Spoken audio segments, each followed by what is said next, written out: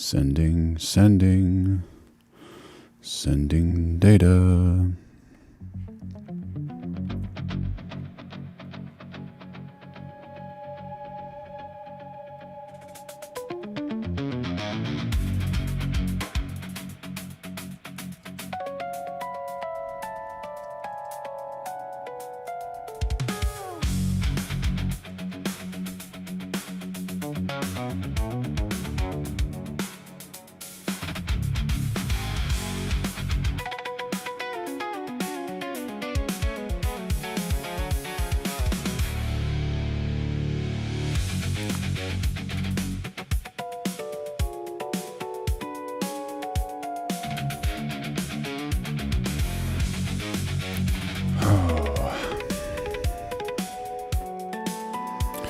We're going live every single day of 2026, so make sure you like, subscribe, turn on those notifications.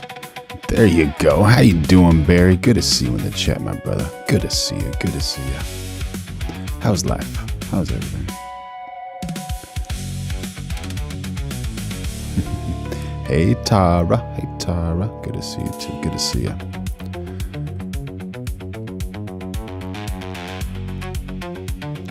Check. 1, 2. Okay.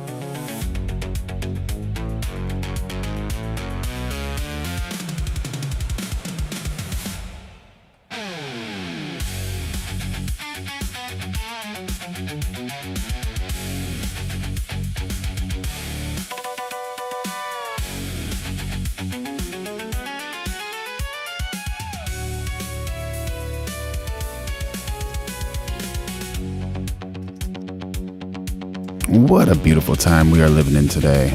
My goodness, how lucky are we? Honestly, just think about it. So many awesome things in life. So many great things to be happy about. Just unreal. Just unreal.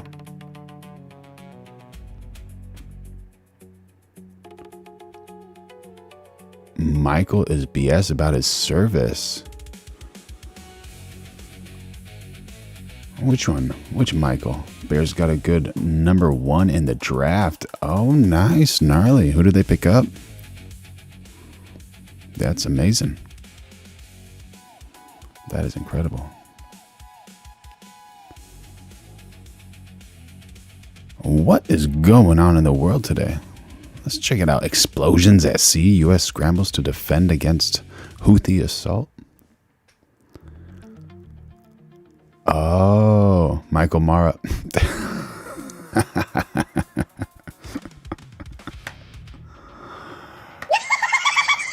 Oh, yeah. Our sweet Michael Mara. My goodness, my goodness. Call it revenge for the latest American airstrikes on Yemen. Nice. There you go. There you go. How are the Bears going to do this year? They're going to go all the way? Take it? It'd be awesome if they did. It'd be absolutely great. If that's your team, of course.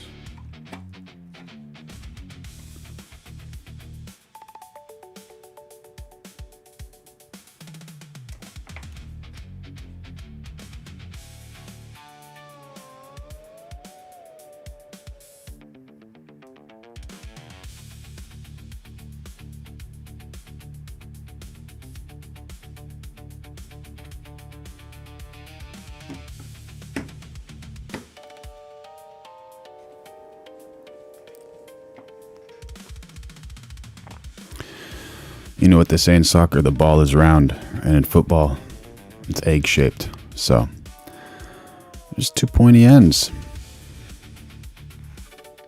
Just depends on who's got that egg-shaped ball in their hand and gets it in the end zone more times than the other team. There you go.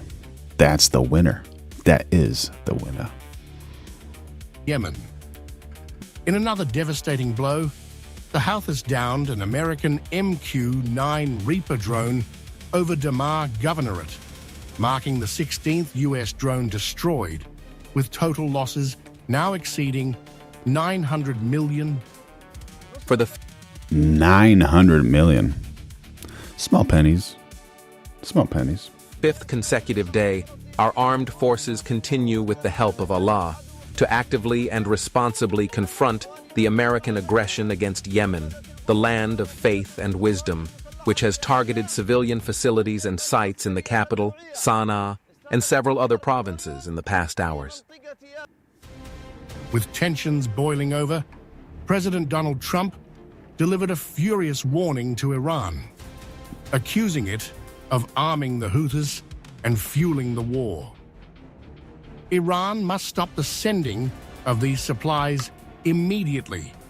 Let the Houthis fight it out themselves. Either way, they lose, but this way, they lose quickly, Trump declared. Trump. He kept calling people fatty. What for, man? He's got one of those, he's fat shaming people for no reason. Called, how dare him? My goodness. We got to figure out a way if, like, someone's just being rude to other people in the chat. We need to definitely put them on a timeout.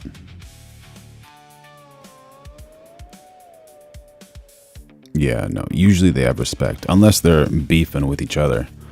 Did you guys see those two boys get in it together? Who were these guys? Are they Marines? I had some choice words for each other. And one of them was not dressed in like the Marine attire, and the other one was fully suited up, boots and all, camouflage, and the other guy was just messing with him. You gotta see this one. This one's hilarious, dude. Once you see this, you'll be like, oh, all right.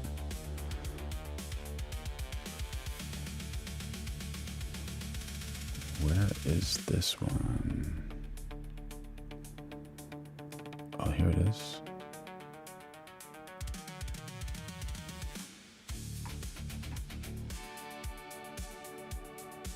Nope.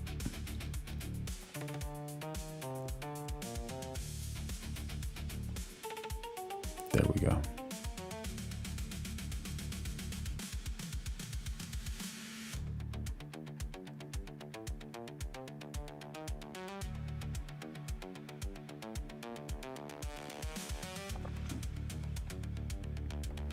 While I find it, we could check out this camel.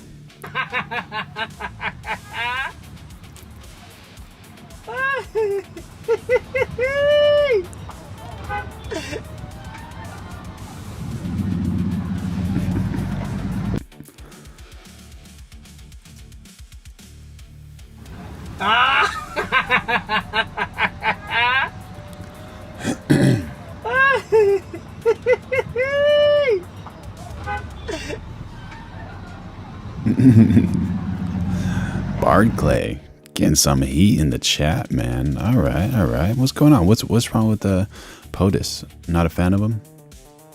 Not a fan of the POTUS? What do you do to you? What would you like to do to him? Yeah, man. Trump needs to get way more active on social media. Everyone misses Trump. It's like the videos are okay, but when Trump's there, he's just so entertaining. I haven't had a camel burger, but that sounds amazing, man. What did the meat taste like? What's that like? Bard Clay say incarcerate. Would he like to incarcerate POTUS. My, oh my.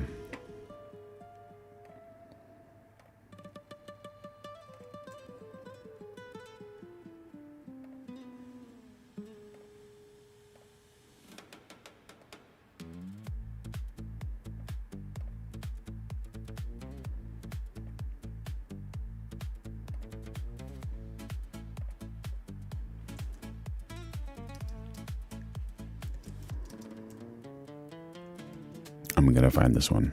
I'm gonna find it. I need to find it. Show me where you're hiding. You must show me.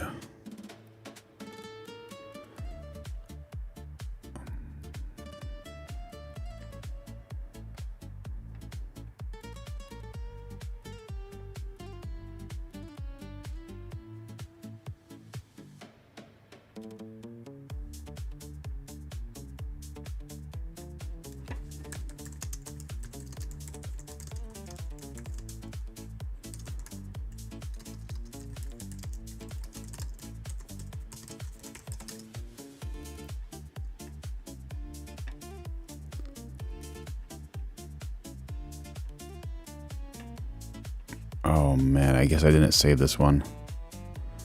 Oh my gosh. But I'm gonna find it. I'm gonna find it. I'll find it. Don't you worry. Don't you worry. Speaking about football, throw this thing in here. Have you ever seen this play, Barry? This is a pretty cool one.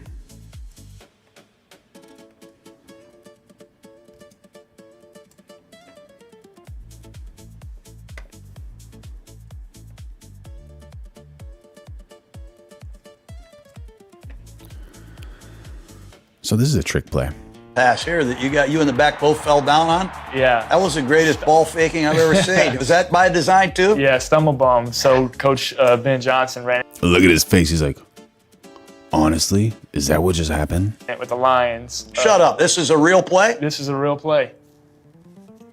I swear to you. I thought you guys both slipped. I was just busting your balls. No. I got to call Grubbs on this, man. Who's thinking of this? You giving Ben Johnson credit for it? Yeah. What's that thing you called that play you ran against Oklahoma where you fell down? Stumble bum or Scooby-Doo. Let's run stumble bum. All right, so make sure you watch the quarterback. Silver side. Quarterback. The fucking damnedest play I've ever seen in my life. I love you, Simpson. What was this play action pass here that you in the back both fell down on? Yeah. That was the greatest ball faking I've ever seen. Was that by design? So awesome, man. I love those fake plays. They make me so happy. So happy.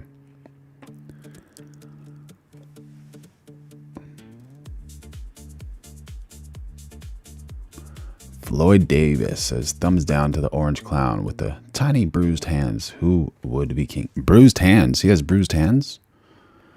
Where are his hands? Where are his hands? Umami is like a savory flavor. It's kind of like a salty, from what I understand. Or maybe a bitter flavor.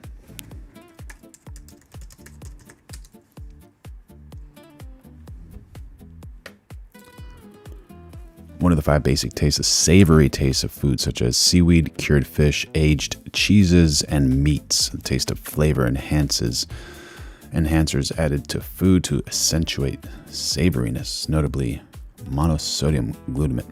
But MSG, monosodium glutamate, is widely known not to be too healthy, allegedly.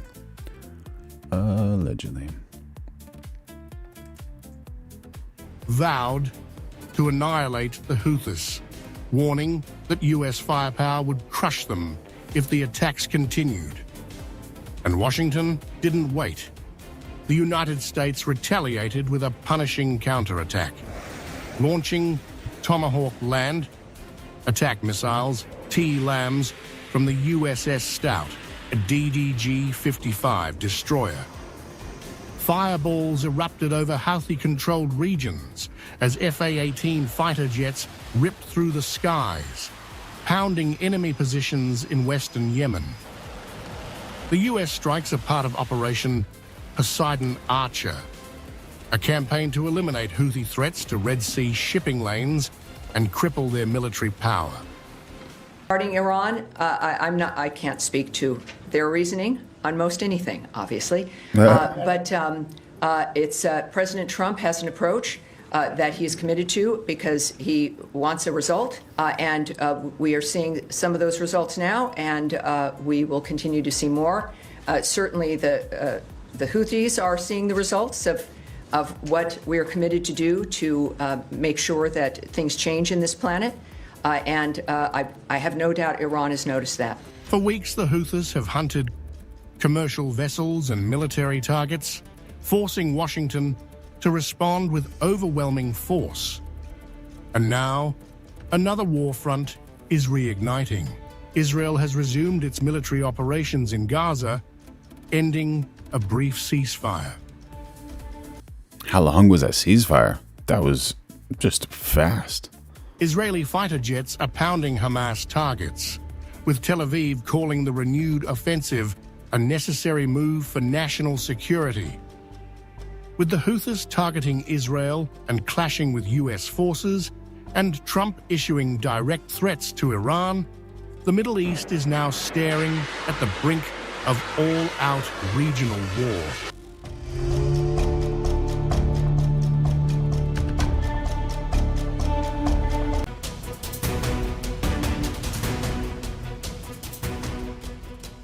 The Red Sea is on fire. Yemen's Houthi forces have unleashed a brutal wave of missile and drone attacks, targeting US warships and Israel, escalating the crisis into a full-fledged warlike situation.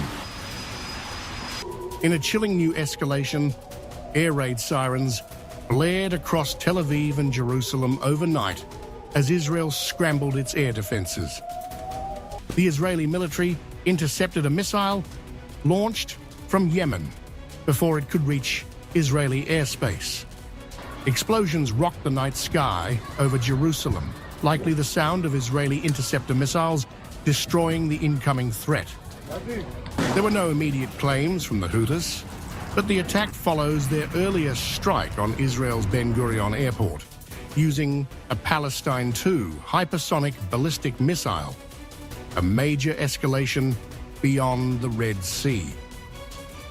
Houthi officials previously vowed to retaliate for Israel's offensive in Gaza, raising fears that more long-range missile attacks could follow. In support and defense of the oppressed Palestinian people, and in response to the massacres committed by the criminal Zionist enemy against our brothers in the Gaza Strip, the missile force of the Yemeni armed forces carried out a special military operation targeting Ben Gurion Airport in the occupied city of Jaffa, with a Palestine II. I have no idea what they mean by scramble the air defense. What they could be meaning is if they use drones, they can use a signal scrambler, and that can, like, if you're on channel 16 or whatever, they can like jump you to channel 8 without even you wanting to do that. So you lose like visual signal of your drone, and then you can't fly it, and then it like jumps in and out, and so you have to like try to find where it is, but that's like a signal scrambler. I think that might be it. Hypersonic ballistic missile. By the grace of Allah, this operation successfully achieved its objective. Yeah, Alex probably should. He's in Ireland, so he probably should. And then Jigsaw is always funny, man. Yeah, those guys are cool, man. But the Israelis aren't the only target. The Houthis have now set their sights on the US Navy's most powerful warships. A massive barrage of ballistic and cruise missiles, backed by waves of suicide drones, tore toward the USS Harry Truman aircraft carrier and its escort fleet in the Red Sea.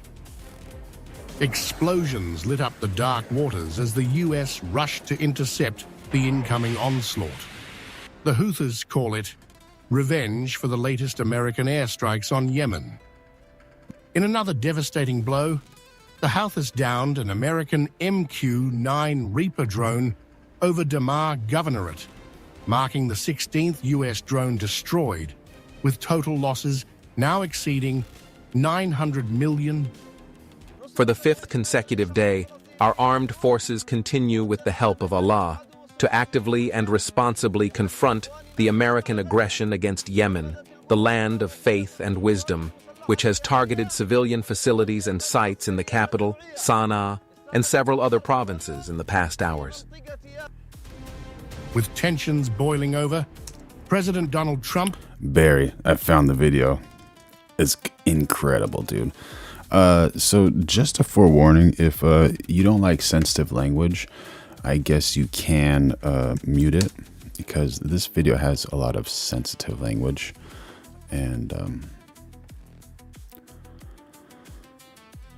this video shows the reason you shouldn't mess with your teammates. It's a quick and educational whoopity whoop. Oh, you saw that one? Yeah, dude, this guy gets in it. It's 58 seconds of how you should not run your mouth. And this, what this dude's wearing, does this mean they're Army or Marines? Or you can't really tell by that. Marines usually have like a, whenever they go out in public, kind of a more like sailor look, maybe, or that's Navy. I don't know what they are. You a bitch. You want to take a single compliment. You a bitch. You want to get started? We can really throw these bitches right here, nigga. You want to throw these bitches? He might be colorblind. I don't know. I think he's using inappropriate words. That's for sure. We can really throw these bitches right here, nigga. You want to? Because, nigga, I done woken up from my motherfucking sleep. I don't think anyone is understanding what he's saying. A bitch nigga like you. Nigga, what's up? You wanna get slapped? 4, 5, 6, 7, 8, 9, 10, 11. Oh my god! Oh shit! Oh my goodness, hey! 12. Say some shit again! 13. You little ass girl! Man, yeah, don't mess with these people, you know, like no, man, especially this dude is absolutely inebriated. And the funny thing here is this dude in the white shirt swung first. Was that a left-handed slap? You wanna get slapped? Dude, you could just hear the air. Just the air, man. Just the air. Unreal, man. Some people. But that's the way you learn, you know? FAFO, right? Delivered a furious warning to Iran. Oh, he's not in the military. Isn't it like some type of illegal activity to attack a service member or something like that? If it's not illegal, he felt some pain. Accusing it of arming the Houthis and fueling the war. Iran must stop the sending of these supplies immediately. Let the Houthis fight it out themselves. Either way, they lose, but this way, they lose quickly, Trump declared. Trump vowed to annihilate the Houthis, warning that U.S. firepower would crush them if the attacks continued. And Washington didn't wait. The United States retaliated with a punishing counterattack, launching Tomahawk land attack missiles, T-LAMs, from the USS Stout, a DDG-55 destroyer. Fireballs erupted over Houthi-controlled regions as F-A-18 fighter jets ripped through the skies, pounding enemy positions in western Yemen. The U.S. strikes are part of Operation Poseidon Archer, a campaign to eliminate Houthi threats to Red Sea shipping lanes and cripple their military power. Regarding Iran, I can't speak to their reasoning on most anything, obviously, but President Trump has an approach. that he is committed to because he wants a result. And we are seeing some of those results now, and we will continue to see more. Certainly, the Houthis are seeing the results of what we are committed to do to make sure that things change in this planet. And I have no doubt Iran has noticed that. For weeks, the Houthis have hunted commercial vessels and military targets, forcing Washington to respond with overwhelming force. And now, another war front is reigniting. Israel has resumed its military operations in Gaza, ending a brief ceasefire. Israeli fighter jets are pounding Hamas. Primal Screams has joined the chat saying, "Who is this hack at the podium? My oh my." Targets, with Tel Aviv calling the renewed offensive a necessary move for national security. With the Houthis targeting Israel This guy, the POTUS, Mr. POTUS. and clashing with US forces, and Trump issuing direct threats to Iran, the Middle East is now staring at the brink of all-out regional war.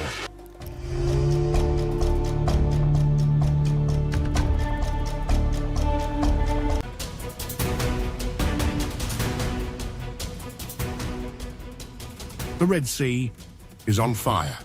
Yemen's Houthi forces have unleashed a brutal wave of missile and drone attacks, targeting US warships and Israel, escalating the crisis into a full-fledged warlike situation.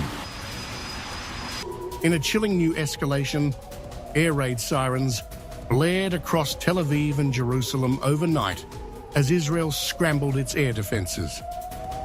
The Israeli military intercepted a missile launched. We got Modinor saying Zionists are mad and insane. My oh my, my oh my. From Yemen before it could reach Israeli airspace. Explosions rocked the night sky over Jerusalem, likely the sound of Israeli interceptor missiles destroying the incoming threat. There were no immediate claims from the Houthis, but the attack follows their earlier strike on Israel's Ben Gurion airport, using a Palestine II hypersonic ballistic missile, a major escalation beyond the Red Sea. Houthi officials previously vowed to retaliate for Israel's offensive in Gaza, raising fears that more long-range missile attacks could follow. In support and defense of the oppressed Palestinian people, and in response to the massacres committed by the criminal Zionist enemy against our brothers in the Gaza Strip, the missile force of the Yemeni armed forces carried out a special military operation targeting Ben Gurion Airport in the occupied city of Jaffa with a Palestine II hypersonic ballistic missile. By the grace of Allah, this operation successfully achieved its objective. But the Israelis aren't the only target. The Houthis have now set their sights on the US Navy's most powerful warships. A massive barrage of ballistic and cruise missiles, backed by waves of suicide drones, tore toward the USS Harry Truman aircraft carrier and its escort fleet in the Red Sea. Explosions lit up the dark waters as the US rushed to intercept the incoming onslaught. The Houthis call it revenge for the latest American airstrikes on Yemen. In another devastating blow, the Houthis downed an American MQ-9 Reaper drone over Damar Governorate, marking the 16th US drone destroyed, with total losses now exceeding $900 million. For the fifth consecutive day, our armed forces continue with the help of Allah to actively and responsibly confront the American aggression against Yemen, the land of faith and wisdom, which has targeted civilian facilities and sites in the capital, Sana'a, and several other provinces in the past hours. With tensions boiling over, President Donald Trump delivered a furious warning to Iran, accusing it of arming the Houthis and fueling the war. Iran must stop the sending of these supplies immediately. Let the Houthis fight it out themselves. Either way, they lose, but this way, they lose quickly, Trump declared. Trump vowed to annihilate the Houthis, warning that U.S. firepower would crush them if the attacks continued. And Washington didn't wait. The United States retaliated with a punishing counterattack, launching Tomahawk land attack missiles, T-LAMs, from the USS Stout, a DDG-55 destroyer. Fireballs erupted over Houthi-controlled regions as FA-18 fighter jets ripped through the skies, pounding enemy positions in western Yemen. The US strikes are part of Operation Poseidon Archer, a campaign to eliminate Houthi threats to Red Sea shipping lanes and cripple their military power. Regarding Iran, I can't speak to their reasoning on most anything. What do you think, Barry and Tara?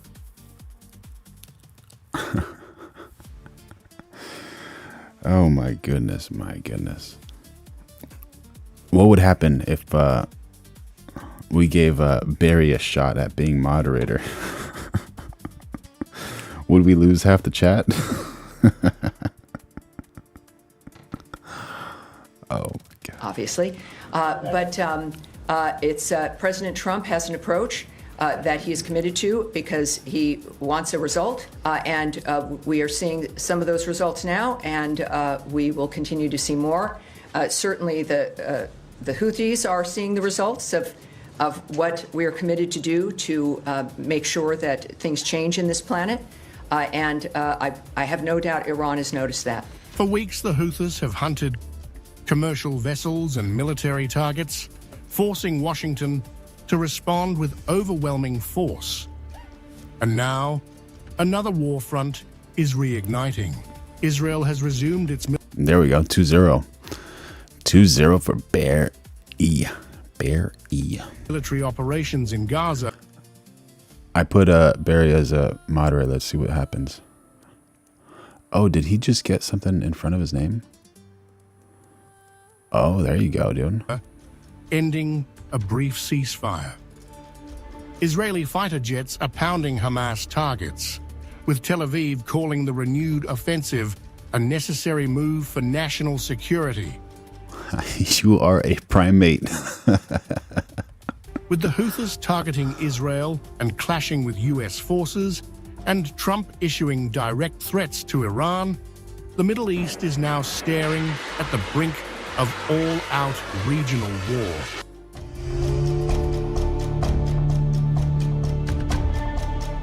Nice.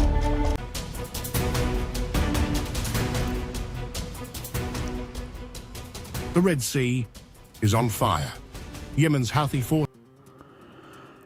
Primal Screams, always happy to have you in here, buddy. Always happy to have you in here.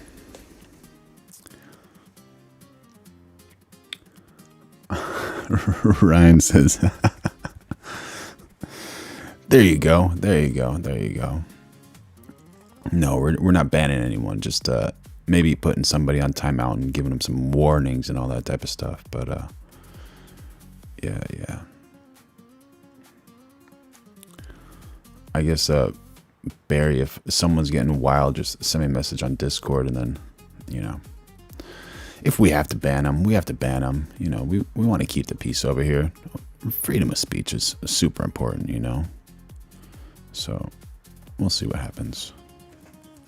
POTUS, speaking of POTUS, what's happening with our POTUS? Please be a good one, right?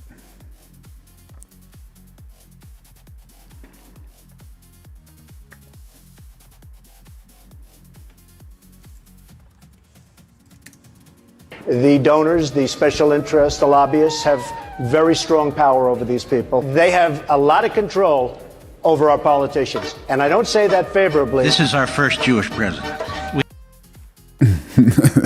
There you go. What a switch, man. 2015. Talking not too good about AI PAC. And then this man says this is our first Jewish president. Yo, Nikki. Yo, how you doing? Thank you for jumping in on the stream. yeah, man. Thanks for enjoying the stream. Please continue to jump in on the chat and add something to the chat, but just ask on the chat, bro. We thank you for everything. You're not going to support me, even though you know I'm the best thing that could ever happen to Israel. You're not going to support me because I don't want your money. I love Israel. I'm with you all the way. You will be bigger, better, stronger. And a lot of So does that mean it wasn't just about money? It was about something else. It was like, because, you know, Donald Trump doesn't necessarily need money. He probably likes money like, you know, everybody else, but, you know.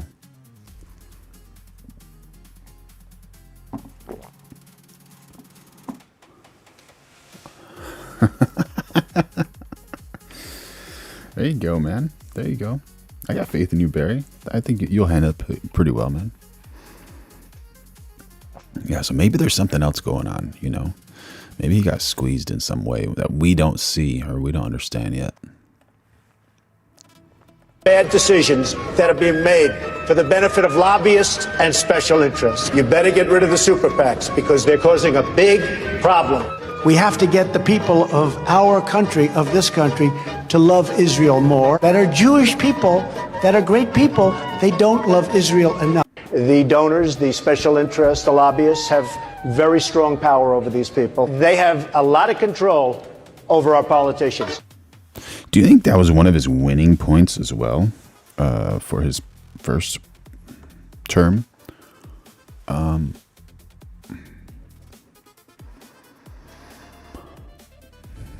You know, politicians, they say one thing, but what they do and what they mean doesn't necessarily align perfectly. But Trump just happens to be just so entertaining. And I don't say that favorably. This is our first Jewish president. We thank you for everything. Yeah.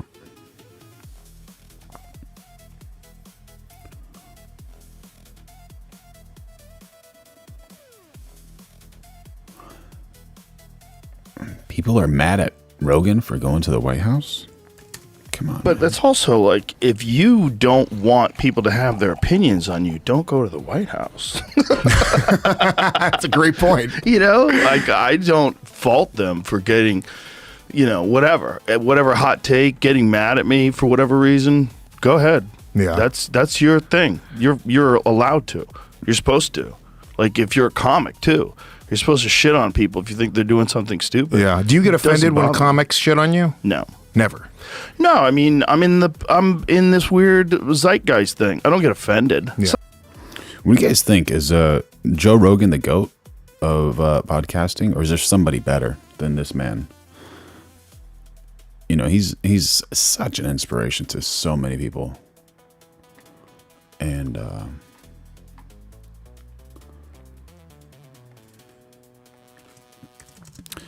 is Joe Rogan the greatest podcaster of all time?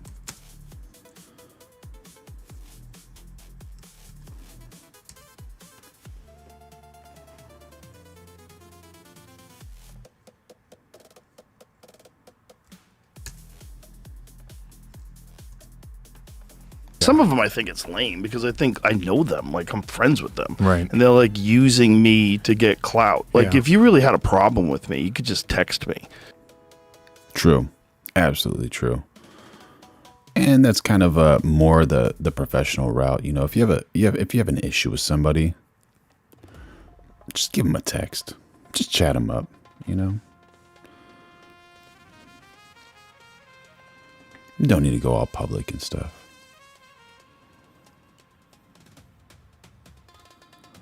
Yo, thank you, Franco Rift. Hopefully you enjoy.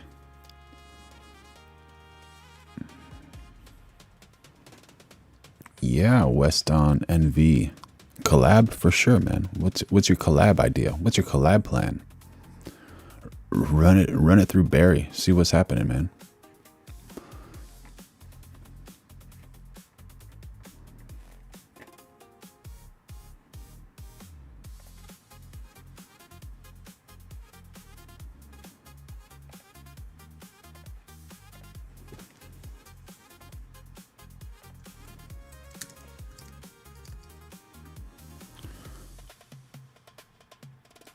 So I don't know exactly where this happened.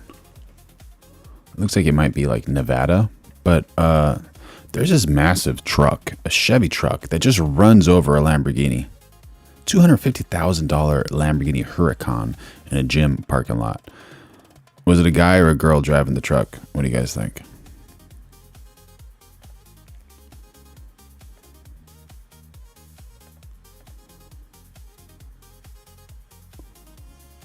Just absolutely wild. So here's the Lamborghini on the left side, and here's the truck on the right.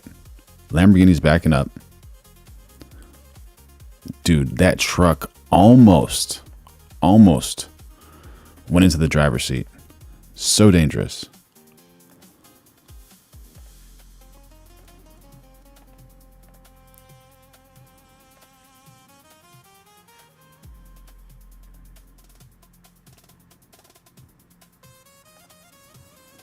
I guess this one doesn't have audio.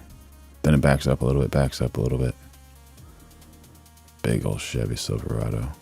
She's still in the car. She doesn't know what's going to happen.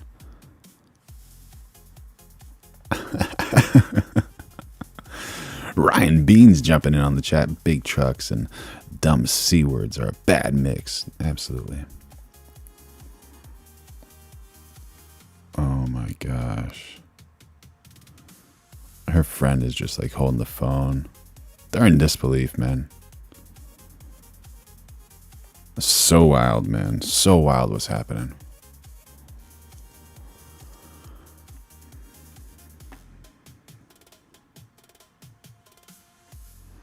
Updates with Nick Shirley. He's a young kid, man. He doesn't know what's happening, man. Like he's going for views for sure, but my mom and said somebody called his mama. The Russian mafia wants me to tell you to make sure Nick doesn't come poking around our fraud. How's that make you feel? It's like, well, I'm probably not going to go check out the Russians. But it is scary. Like the Somalians, they were threatening me publicly. The Armenians and the Russians, they're a lot smarter than that. They're not going to be doing these press conferences about trying to protect their fraud. And so they're going to work in a lot quieter way. So that. Yeah, she's so lucky. She is so lucky. Her whole life could have changed forever if that happened. Like if somebody actually did get hurt like that, that would have been super duper wild. And by the way, y'all, we're going live every day of 2026, so make sure you like, subscribe, and turn on those notifications. Become a member if you want. That was very scary when my mom did get that phone call. How's your mom take that? We're not like used to it, but it's like, hey Nick, we need to be cautious. You talk about like the mafia or gangs, it's real. Like there's certain parts in America where mafias or gangs do have control, but you don't. Yeah, that. You know, he's getting so much pushback from the government. Like, they're not even rewarding him. He's getting all this, like, social media is like entertainment, you know? Like, he's getting social media clout, which is good for him. And he's probably going to be able to create a business out of it with his, like, clothing company and those types of things. But, man, to put your family at risk or to put yourself at risk for some clicks and views, come on, y'all. Come on.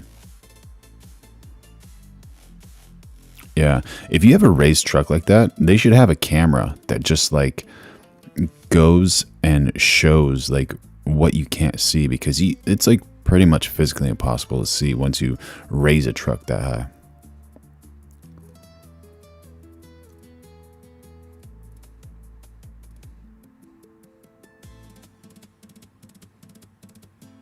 They should have like a camera, downward facing camera. Don't see it as blatantly because they're not rolling around like armed gangs in the favela. Sheesh. Have you talked about this anywhere else? No, you're the first one actually. Oh, great. This is great. They called my mom and said,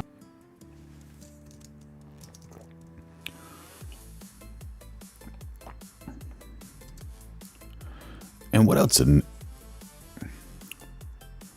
Mr. Nick Shirley do? this is a bit crazy. California Democrats advance Stop Nick Shirley Act to criminalize investigative journalism. So after I expose widespread fraud all across America, and quite frankly, states like Minnesota and California are just the worst at it, letting fraud take place, especially inside of immigrant communities. For instance, the Somalians in Minnesota and then the Armenians in California. And so now... Hey, welcome Boost. I have my Discord on my YouTube, so if you want to jump in on the Discord, you can message me there. Now they're trying to silence anybody who exposes fraud inside of California. For instance, if this bill is passed, the Quality Leering Center that was in Minnesota would be protected from being exposed. That is absolutely crazy. And the crazy thing about this is the person who's proposing this bill, her name is Mia Bonta. Her husband is the Attorney General of California. And so let's say you expose fraud. This is what could happen to you inside the state of California. You could get a misdemeanor, a $10,000 fine, imprisonment, and your content forced to be deleted. That is absolutely crazy. It is time for people to either stand up or we face mass oppression from those that rule us. All right, check this out. This is... So, Tara, I got a little traveling hack for you, but I don't know if this one's healthy.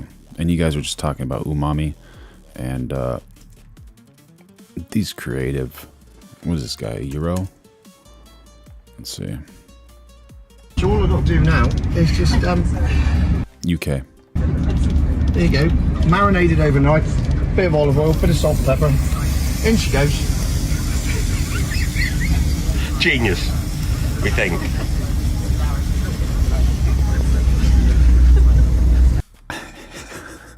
He's just looking at the camera like, yeah, of course, man. And about that. About medium rare. Yeah, right, medium rare would be perfect for me, sir.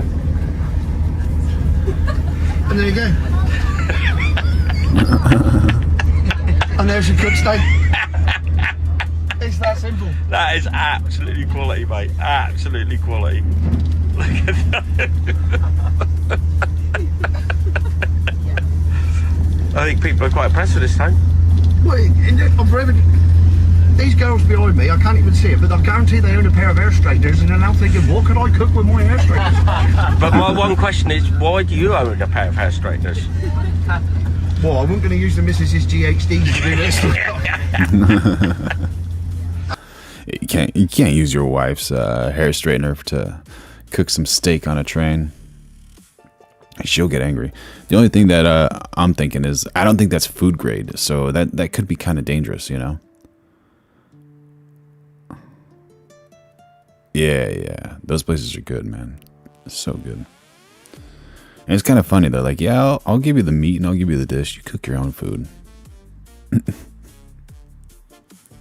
But at least they prepare it for you.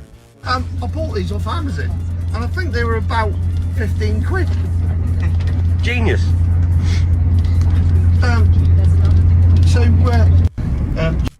There you go. There you go. Nice little hack just to think about. And if you're worried about that, you can always like cover it with something somehow, I'm guessing.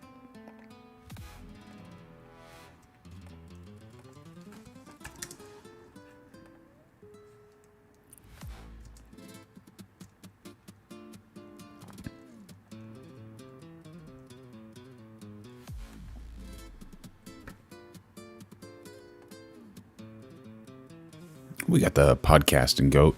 Oh, we should, what do you guys think? Let's, to intercept. Oops. Where'd it go? Here it is. Oops.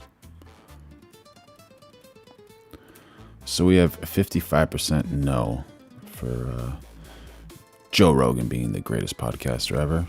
And then we have 58% no. So 55, 58 with a just about 56.5%. People saying no, Joe Rogan is not the best podcaster of all time. They should have a thing where you can add your own podcaster.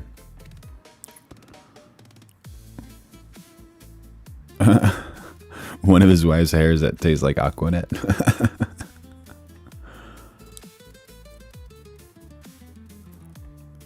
Yep. He definitely did have that #1 podcast. That's what I remember. First term, for 28 years, drug prices went up, and I got it down 1/4 or 1/8%. I was so proud of myself. It's the only one that in 28 years got them down. And I had a news conference to explain how great I was. I said, I'm the greatest there ever was. I got it down 1/8%. Okay? Joe Rogan's not trying not to laugh, but he oh my gosh. Ted Shackler 71 jumping in on the chat saying Joe Rogan is a bootlicker. A bootlicker. That bootlicker. What does that mean again? Someone who humbles himself as a sign of respect, who behaves as if he had no self-respect. Someone who seeks favor, goodwill in a servile, degraded way today. Huh. Thank you for jumping in on the chat, Ted Sheckler 71. Please explain yourself. What do you mean by that? What do you mean by that? I was very proud because it only went up. For 28 years it went up. Now I got it down a little bit. In my first term, for 28 years, drug prices went up, and I... He does. He gets a huge kick out of the POTUS, Donald Trump.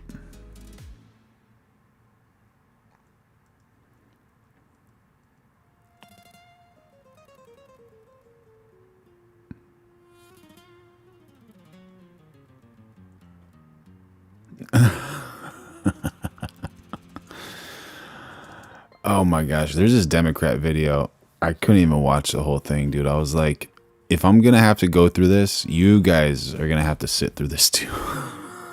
But I was gonna wait until like we had some heavy Dems in the chat. This would have been wild, but here it goes. Here it goes. 2015, Bernie Sanders woke me up. 2015, Bernie Sanders woke him up. Yo, Burvas, add me on Discord for sure, man. Openly gay 6-year-old transgender nephew wanted something different than most kids for his birthday.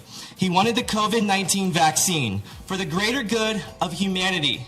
Because unlike the racist Republicans, he wanted to protect our democracy and take on his social responsibility to Racist Republicans. All right.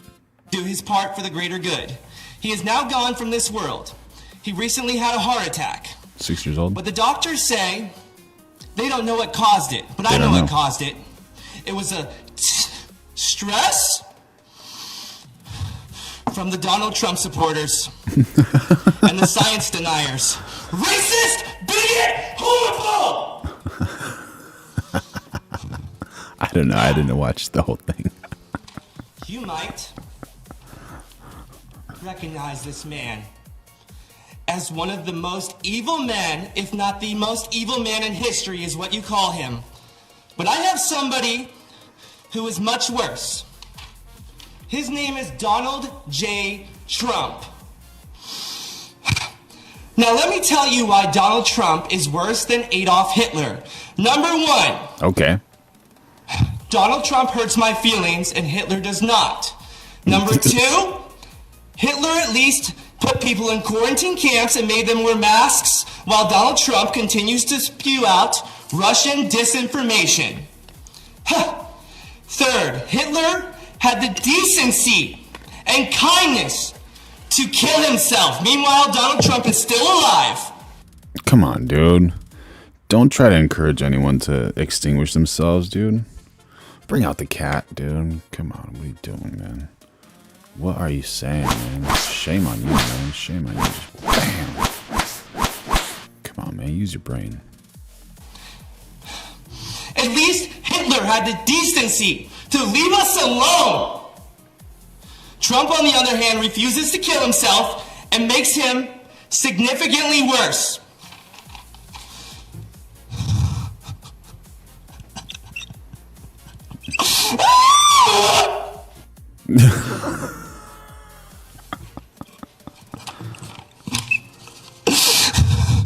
Now we're in war with Ukraine and Russia.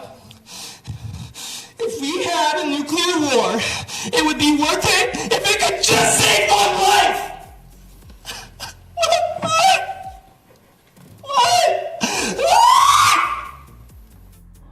This sounds like a female scream. This is wild. Imagine living people on selfish sides tonight. Racist, transphobic, xenophobic, misogynistic bigots.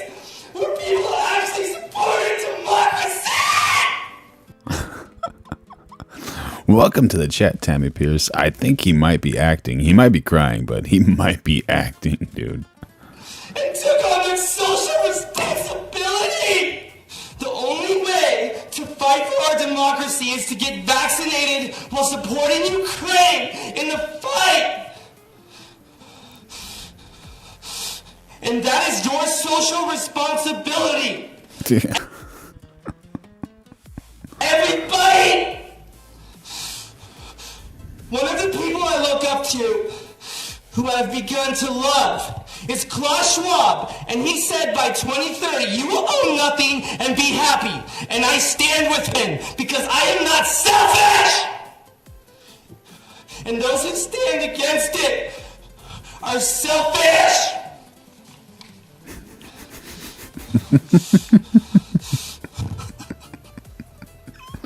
My closing statement, my only regret is that I didn't stop Breonna Taylor's killers. I still remember like it was yesterday. I was shopping at Target in the Pride section looking for a shirt for my 6-year-old openly gay transgender nephew after I got off work at Starbucks where I'm a barista. But at least I know that I was helping the LGBTQ community while Breonna Taylor was killed. Every night I lay on my pillow and I pray that Dr. Fauci will make a vaccine for white supremacy. I hate myself! There you go. At the very end, he says he does not like himself. Yeah, man. Yeah, man. May the Lord help this dude. You know, like, I don't know. It's like, it's at a point you're like, oh man, this is funny. Like I was laughing because I forgot that he's an actual person. But like, I hope this man finds help somehow, man. That's sad, man. Thank you. That's your time. And that was his time. And he went overtime. Jason, Beatrice, jump in. And thank you so much, man. I love you. The Lord loves you. Veronica, Jason just added 2 to the chat saying leftists gotta go. Let's do some push-ups for him. Thank you for your support. I love you. Wishing you and your family the best. Veronica's the best. Appreciate it. Well, look at his face, man. He's like,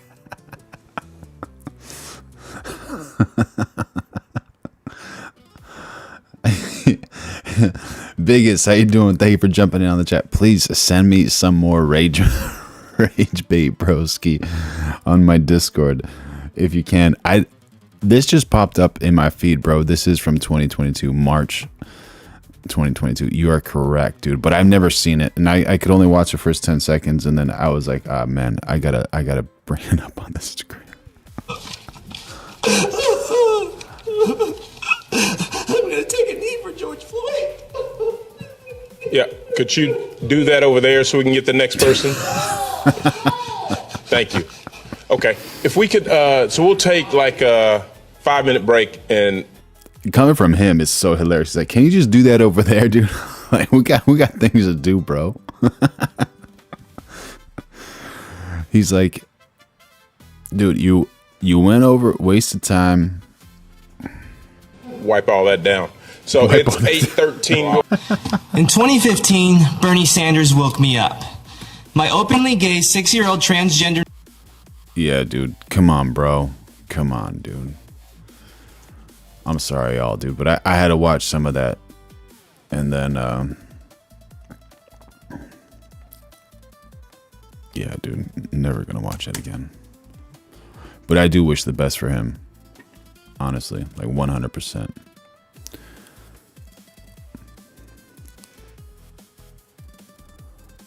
$86.47 yesterday says, upset that this guy has more intelligence than you. You should be.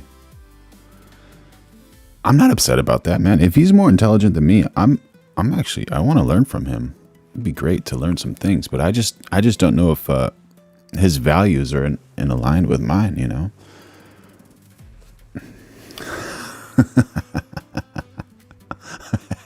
Bramble Screams has joined the chat. That's a troll. Yeah, Nicholas, take a knee for George Floyd. Yeah. Oh, dude. I didn't even notice that, bro. Dude, was he like backhanding George Floyd? Because George Floyd unfortunately passed by a knee. Oh, dude, that's messed up, bro. I don't even know, man. But, you know, like, I don't know. Maybe he's like a hidden comedian or something like that, because he said some off things. And for him to say that Donald Trump is worse than Hitler, I guess that's yet to be proven. But it's a pretty big statement, you know? Like, Hitler's known to cause some bad things in the world. So, I don't know. But please let me know how he's smarter than I am. I'd love to know. And I'm always open to learning.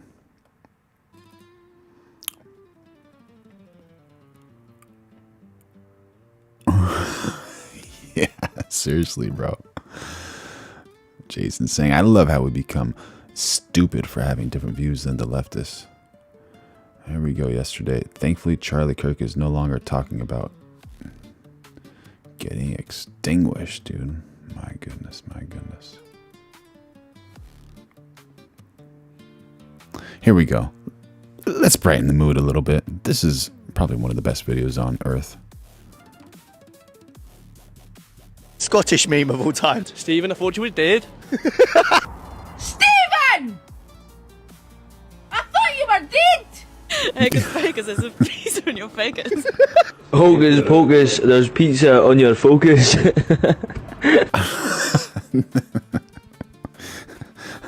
He probably did that to his buddy who was messing with him or lost at FIFA or something. And that one got me, dude. That one got me. I watched this like 5 times. It's not funny, I've got school. I've got school. Nah, it's not funny, I've got school. Stick's not even touching the ground. Your stick's not even touching the ground, man! I had to flush the toilet after. Disgusting! Disgusting! You don't know how to flush the toilet after you've had a... Disgusting! That's not a cash machine. That's disgusting. It's a fence. Sorry about the accent. Here, bud. That's now a bank machine. Pardon? It's not a bank machine, it's a fence. The Rolex one. The dude was so drunk, he's trying to pull money out of a fence, dude. He's like, that's not a bank machine. Yeah, how much that first Rolex? Take you back. Is that Scottish? Yeah, he's Scottish. How much? Tara, I don't know. What chat are you in? If you see Restream bot and then you see at like 66, let me see where Tara's at. Yeah, so you and Barry, and then after Barry, you see Restream bot at 8647 yesterday. Childlike comedy for a childlike brain. That is from a different like YouTube feed. So that Restream bot is just relaying the messages, but that message came from yesterday. Childlike comedy for a childlike brain. Thank you for joining in the chat.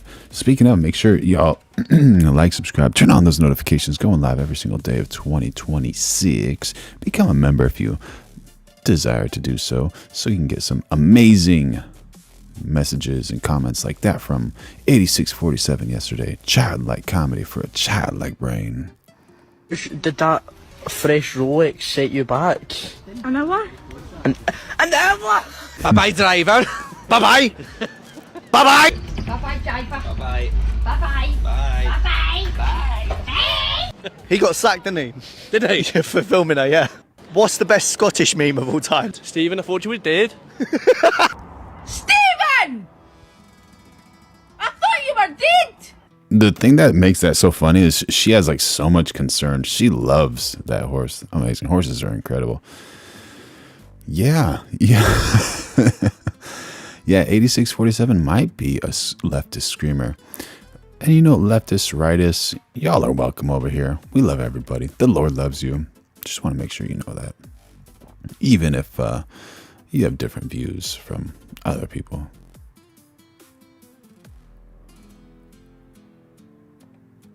What is this one? What is this one?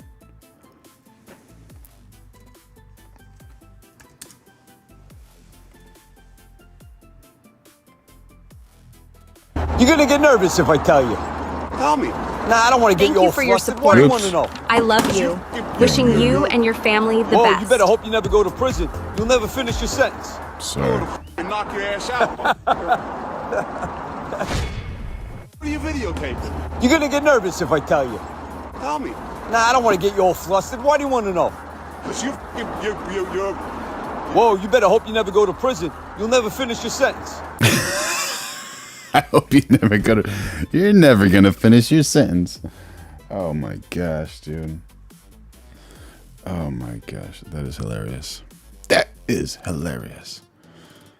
My goodness. All right, y'all. I just let's see what's going on. I gotta do a little cleanup.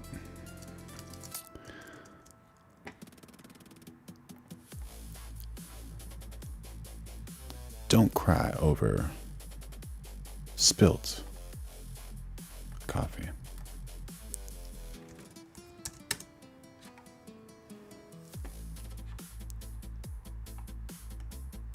Gays for Iran. They kill the gays. They throw them off buildings. So I wonder what's going on. I can only say this. They want us to keep bombing, even if it jeopardizes, because their life is in much greater danger. They want freedom for Iran, but it's... Yeah, Veronica is the nicest. We always see Veronica whenever we get like super chats or member subscriptions. So if y'all want to become a member or subscribe, you're going to see more of Veronica. So make sure y'all like, subscribe, turn on those notifications. And yeah, if you want to send a super chat, more than welcome to. At you, expert shots with the best rifles you can get, and hitting you right between the eyes every single time. And you're looking here, and you're seeing, and you're looking here.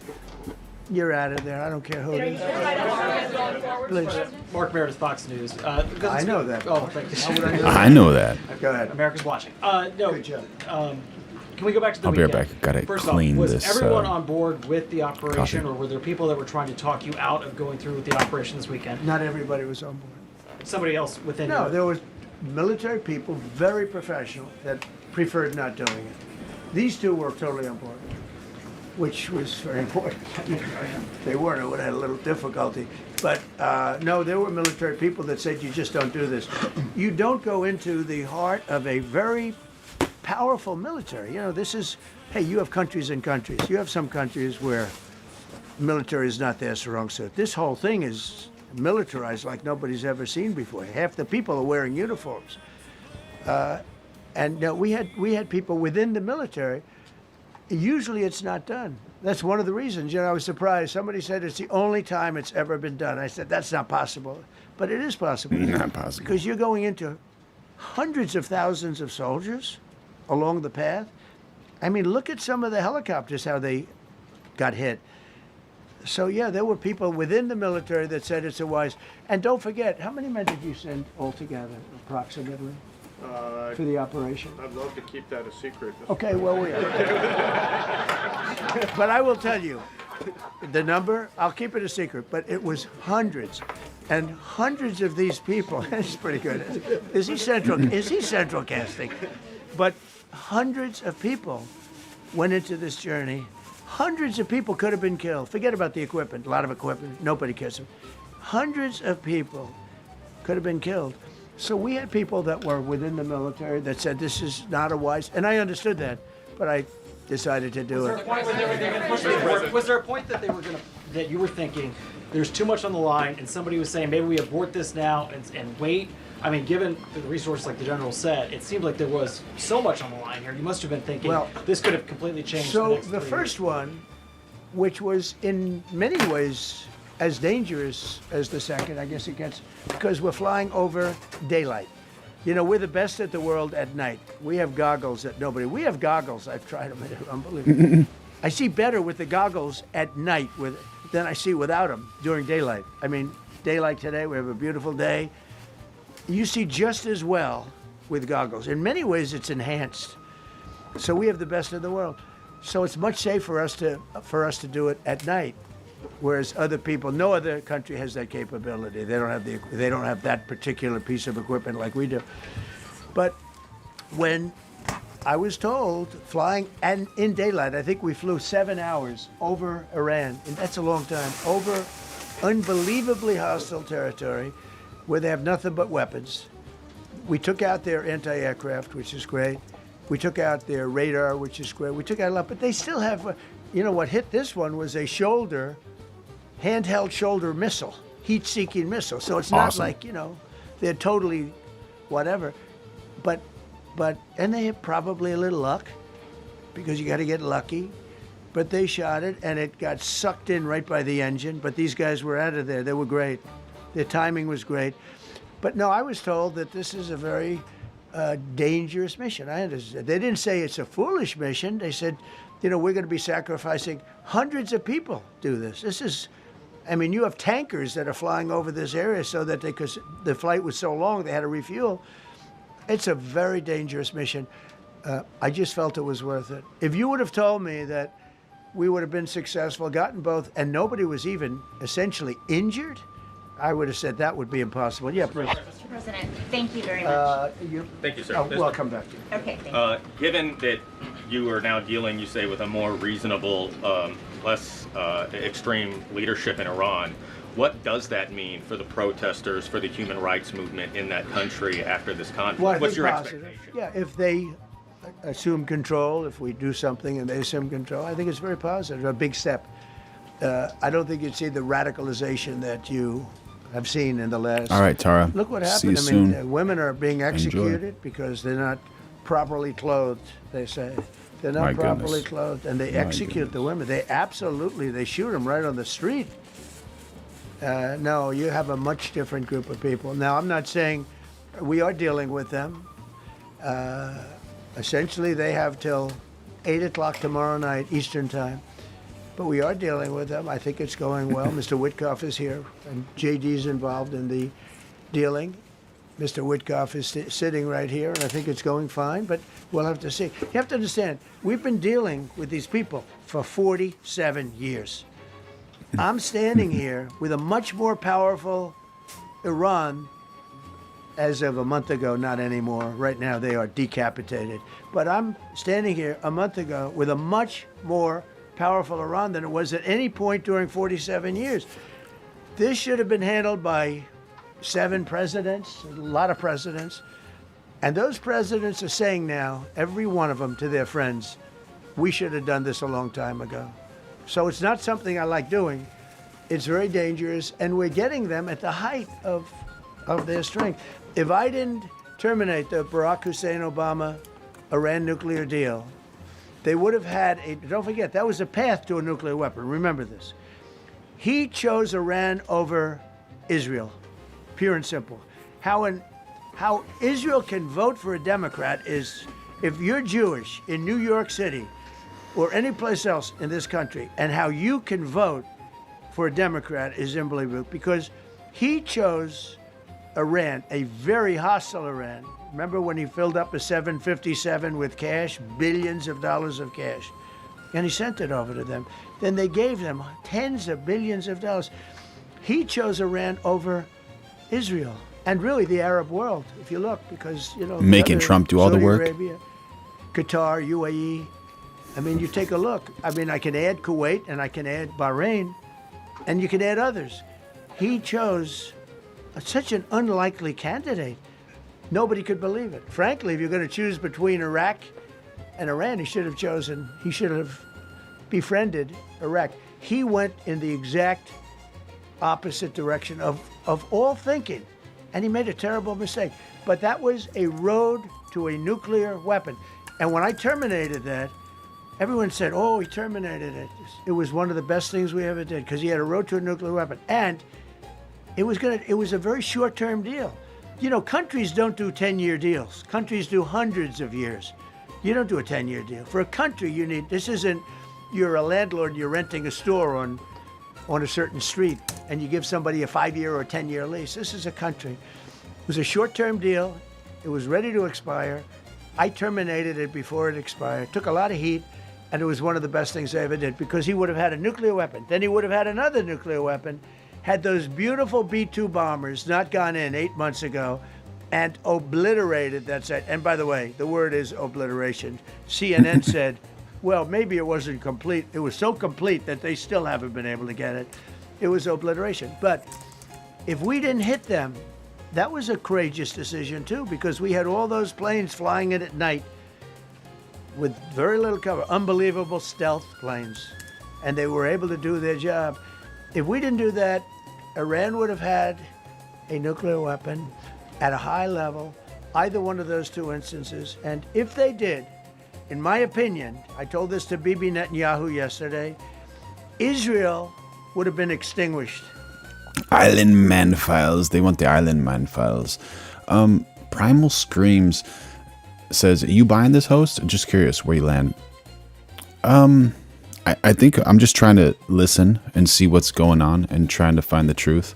But I will admit that I think the POTUS is maybe one of the most entertaining speakers of our time. Maybe not the most liked, but definitely one of the most entertaining. To a nuclear weapon, a big one, unlimited, legally. I terminated it. What are your thoughts on POTUS? Without even much thought, it was so easy. I terminated that, and then the B-2 bombers. And I did one other thing. I had killed Qasem Soleimani, who was an evil genius. And the reason I did it, I heard he was going to knock out 5 of our military. Clinton Files. User has jumped in on the chat. bases. And had he lived, I believe we would be fighting perhaps a different Iran right now, because he's never.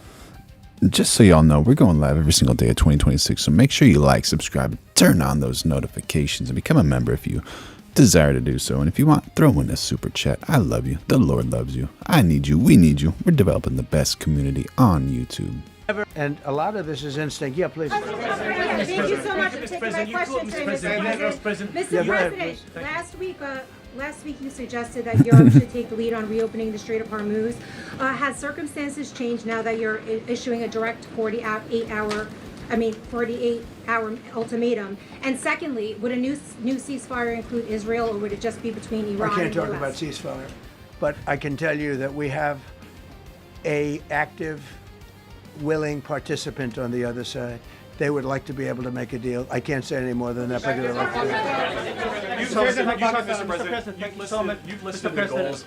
Excuse me. Please, go ahead. You've listed the goals. Mr. President. Who are you with? My name is Diyar Kurd. I'm with the largest Kurdish media outlet, Ruda Media Network. It's based in Iran. Go ahead. Mr. President, you said before that you don't want the Kurdish forces to enter Iran and be harmed. Do you still want them to stay away? Or what role do you expect them to play now? I'd rather have them stay away.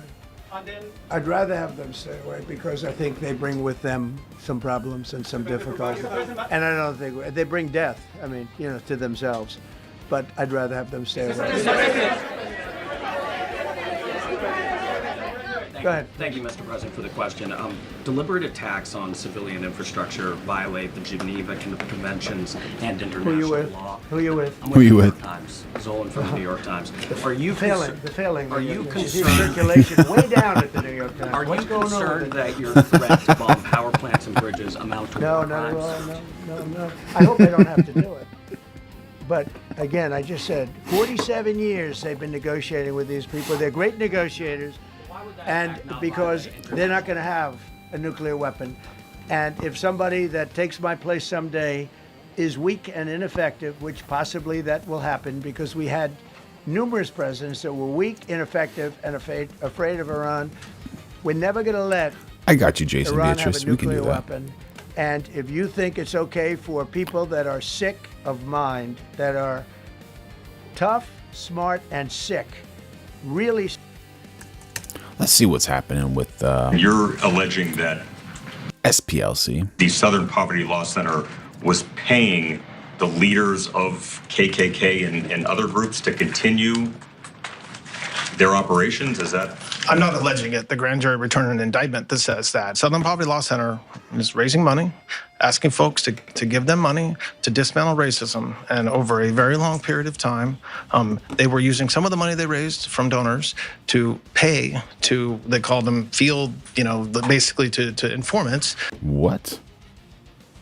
The Department of Justice has announced a grand jury indictment of the Southern Poverty Law Center on charges of fraud and money laundering. Now, when this story broke this morning, I was pretty shocked about it. And to be quite frank, given the players involved, I thought this seems like a politically motivated prosecution. However, as you read the details, this does seem real. And as with any case, innocent until proven guilty.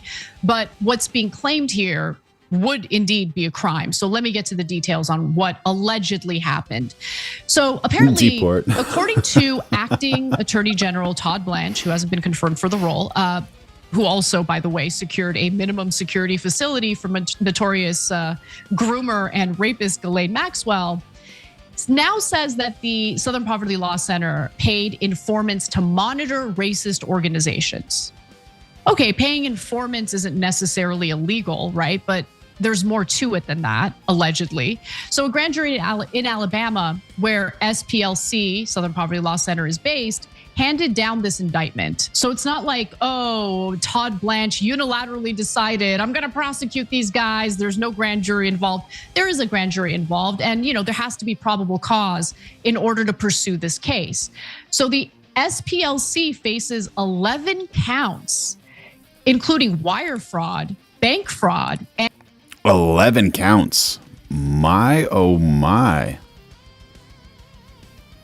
And conspiracy to commit money laundering.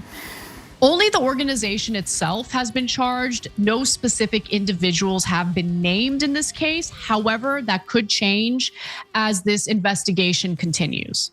Now, Acting Attorney General Todd Blanche detailed the indictment during a press conference today. So let's take a look at what he had to say. The SPLC is a nonprofit entity that purports to fight white supremacy and racial hatred by reporting on extremist groups and conducting research to inform law enforcement groups with the goal of dismantling these groups. As the indictment describes, the SPLC was not dismantling these groups. It was instead manufacturing the extremism it purports to oppose by paying sources to stoke racial hatred. That is a very heavy and serious charge. It is. Now look, Southern Poverty Law Center is a nonprofit, and as is the case with all nonprofits, they exist to help solve or alleviate a problem. All right, sounds good, Barry. Thank you, brother. Right? If that problem goes away or if that problem is solved, well, the people who work at that nonprofit are no longer necessary, right? So sometimes you'll hear people talk about the homeless industrial complex in places like California, and they actually do have a point. Now, there are... Maybe they saw Dave Chappelle's show and thought they were giving money to Dave Chappelle. You never know. You never know, man. Did you guys ever see that Dave Chappelle bit? I don't know if he's directly affiliated with that association, but that was hilarious and groundbreaking from one of the funniest comedians on earth. Nonprofits who actually do help the homeless, who do amazing work. There's one that I have in mind. The name escapes me at the moment, but what they do is they provide mental health services and housing, and they do regular check-ins every week with their clients to make sure that they're not only housed, but they're getting the mental health they need in order to get themselves out of a terrible situation and, be independent, productive members of society. That is a wonderful nonprofit that I love. However, there have been so many audits that have found wrongdoing by nonprofits that actually are not helping the homeless. They seem to only want to make it worse. And as a result of that, they can justify their whole existence as a nonprofit meant to help the homeless. I guess the argument that's being made here by Todd Blanche is that rather than crushing or squashing these hate groups or helping to do so, their actions only fueled or built some of these hate groups. That is what he's alleging.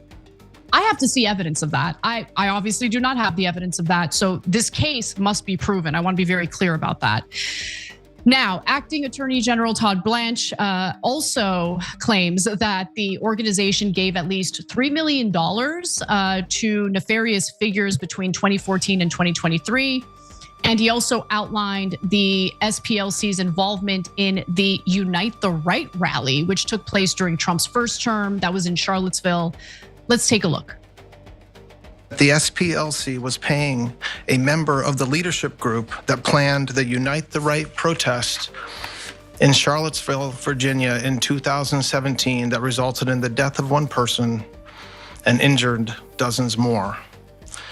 This particular person being paid by the SPLC allegedly received approximately $270,000 over the course of 8 years.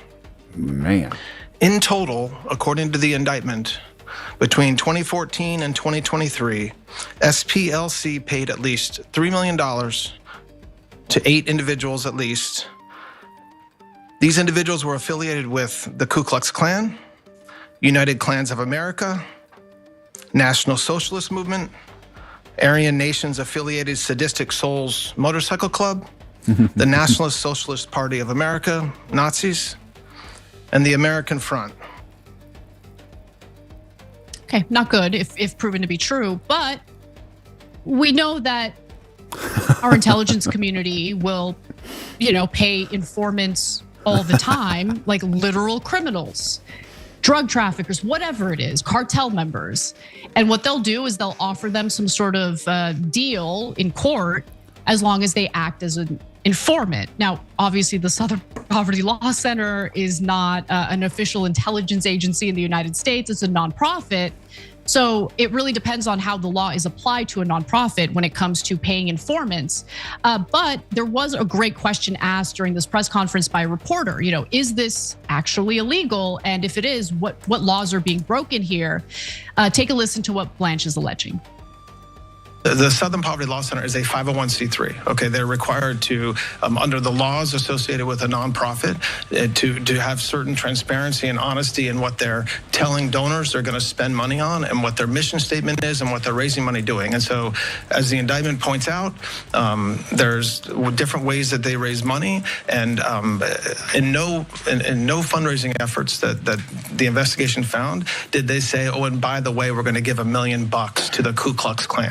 So that's fraud. So that's wire fraud. So, and then the bank fraud part of it is you have KYC. You have an obligation to tell your financial institution what the corporation or the entity that you're opening an account for does. And the allegations in the indictment are that these were fictitious companies that were set up, and so there was certain information sworn to by SPLC executives about what the entities were doing that we allege is false. I'm trying to find some actual footage of some of them donating to the SPLC. One sec. So again, all of this would need to be proven in court. Whether they actually broke the law would need to be proven. And this is just my opinion, like how I would feel as a donor to the organization. Yeah, I mean, I think it's reasonable to assume that donors to an organization like the Southern Poverty Law Center would be pretty furious to find out that their money was used to pay Klan members or neo-Nazis for whatever reason, right? Like, you have to be honest about what you're raising the money for and what you intend to do with it. So we'll see how this. Jason, what is this? My, oh my, my, oh my. Jeb. Jumping in on the chat. How you doing, buddy? How you doing? Oh, the Triple K was founded by Democrats. Good to know. Good to know. Yeah, this is fun. The blues. This plays out, but in October, Kash Patel, who you can see standing beside Blanche in that press conference silently, severed FBI ties with the nonprofit, alleging that it long ago abandoned. Oh, what's this? Oh my gosh. Wild. And in civil rights work and turned into a partisan smear machine. Okay, so it doesn't help to engage in partisan commentary like. Another one? Society for the piling of large currency. There we go. Creating memes for y'all. Y'all can just borrow these memes and have fun with it, you know, if you want. Oh, you want a vertical one? I got you. I got you. We got the vertical ones too. Thank you for your support. Oops. Come on, Veronica. What you doing, girl? We got a vertical one. You know, the problem with this vertical one is can't really see the top part of it.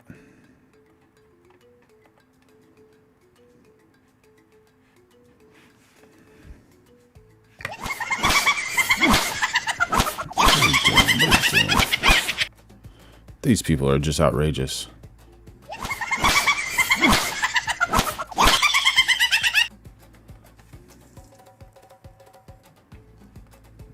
Oh, can't hear that because we're there. Against the Southern Poverty Law Center seem politically motivated. So if I were the administration, I would probably fire Kash Patel sooner rather than later, but who knows what they're going to do with him. Nonetheless, it's important to know what the Southern Poverty Law Center has to say about this indictment. Its CEO, Brian Fair, has... Yeah, what happened to all the Dems? What's happening, Dems? Jeb, if you ever see Restream bot, so let me see where Jeb is. Jeb.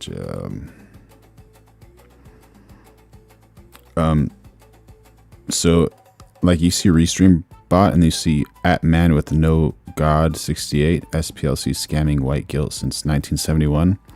That's coming from man with no God. And then at Barry, you know his last name, he said LOL. So Restream bot just relays the messages, just so y'all know. Accused the administration. And make sure y'all like, subscribe, turn on those notifications. We're going live every single day of 2026. And become a member if you want. Throw in some super chats. I love you. The Lord loves you. We're developing the best community over here. Even though yesterday, that person who decided to leave the chat does not agree. Of weaponizing the legal system, saying that today the federal government has been weaponized to dismantle the rights of our nation's most vulnerable people and any organization like ours that stands in the breach. So they're denying it. They plan to fight this in court as aggressively as they can. But the real question is whether the SPLC literally paid the neo-Nazis like millions in order to be informants. The SPLC says it has used informants when tracking and exposing hate groups, including white supremacists. Fair on Tuesday said that the organization frequently shared insight from informants with local and federal law enforcement. That part's really important if it's true, including the FBI, but that the nonprofit no longer works with paid informants. So it seems like they're willing to admit that they have paid informants in the past. But I think the important element to this is, you know, did they actually share this information with law enforcement? And, you know, even if they did that, did they break the law if they were raising money from donors and they weren't being honest about what they intended to do with that money? I don't know. I'm obviously not a lawyer, but it doesn't look great. Luckily, you know, they get to make their argument in court and we'll see how this plays out. But Kash Patel is not helping their case at all. I mean, he's the one who seems very politically motivated here. And, you know, Todd Blanche was Trump's personal lawyer, and then ended up helping Trump by having a little meeting with Ghislaine Maxwell right before she was moved to Club Fed, you know, where she gets to play with puppies, even though she is a rapist and was Epstein's right-hand woman. Crazy times we live in, right? Every time you ring the bell below, an angel gets... That's unreal. Do we need to hear about the SPLC from from a Democratic network? What do you guys think? What do you guys think? Are we going to get a different perspective? Was that even a Democratic network? ABC News. Let's see what ABC News has to say about the SPLC.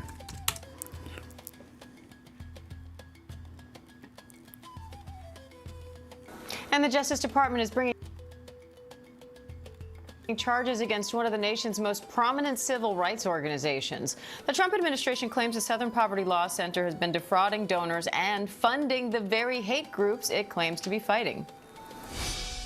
The SPLC is a nonprofit entity that purports to fight white supremacy and racial hatred. It was instead manufacturing the extremism it purports to We've got the best chat in the world, just so y'all know.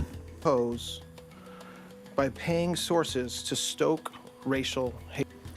Critical 509 jumping in on the chat saying, remember back when news media was neutral? Oh, the good old days, the good old days.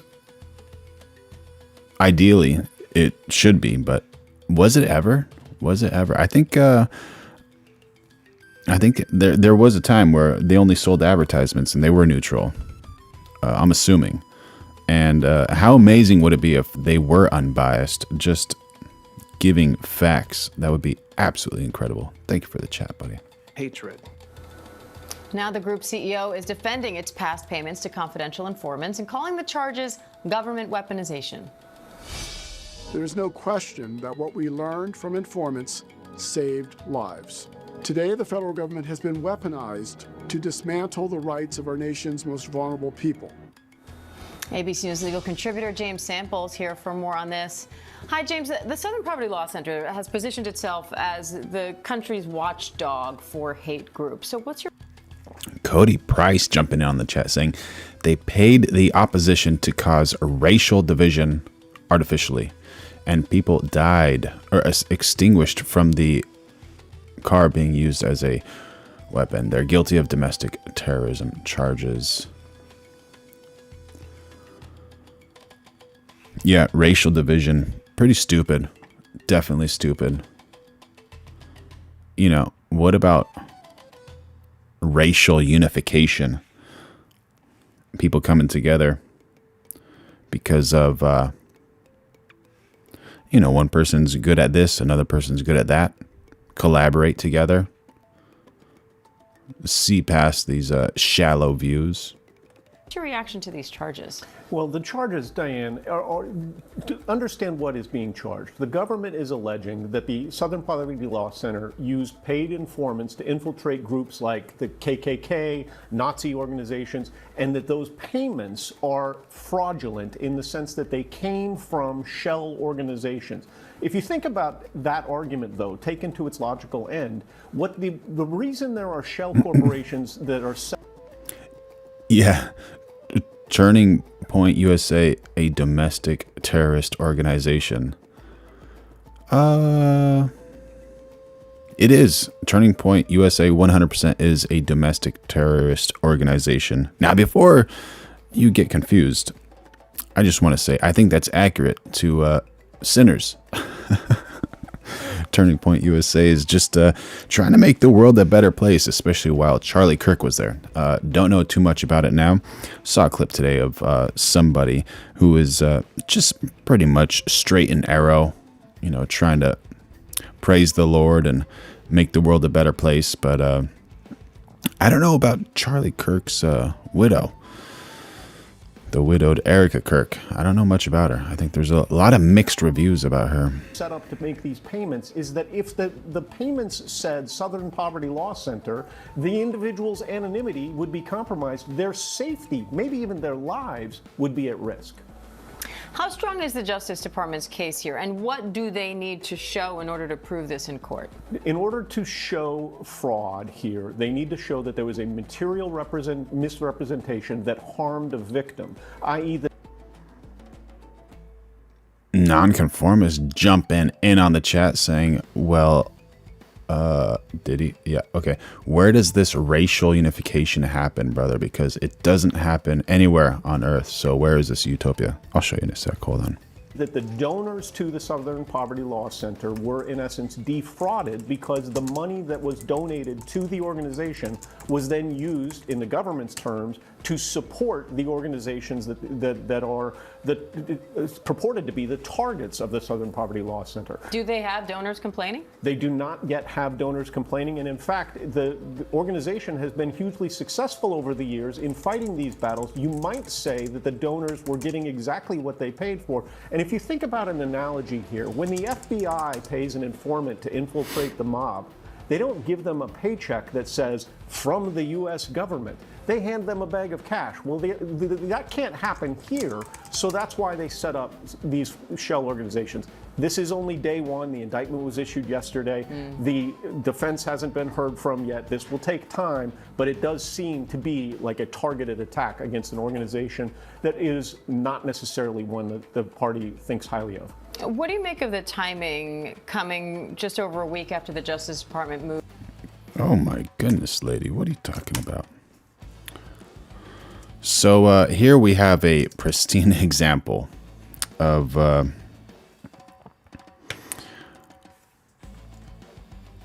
racial unification. This is Real Madrid. And this is widely known as one of the best goals in the world. So it's one touch everywhere. One touch, one touch, one touch. Just absolute brilliant teamwork. Another one touch. Bam. Van Nistelrooy. This dude. Was he from Netherlands? This guy on the back right. Who's that? Roberto Carlos, Brazil. There's probably Van Nistelrooy again. Cafu, Brazilian. Actually, it's majority Brazilians probably on here.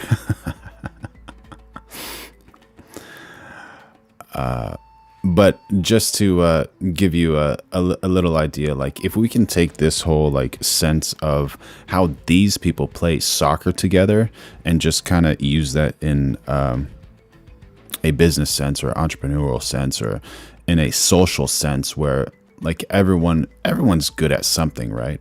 Like you're way better than me at probably basketball or drawing or painting or writing or reading or speaking or typing, driving, anything. You know, you could be so much better than me, but you know, maybe I'm better than you at a few things, and then we can kind of, you know, help each other in some way, just to put it as simple as possible.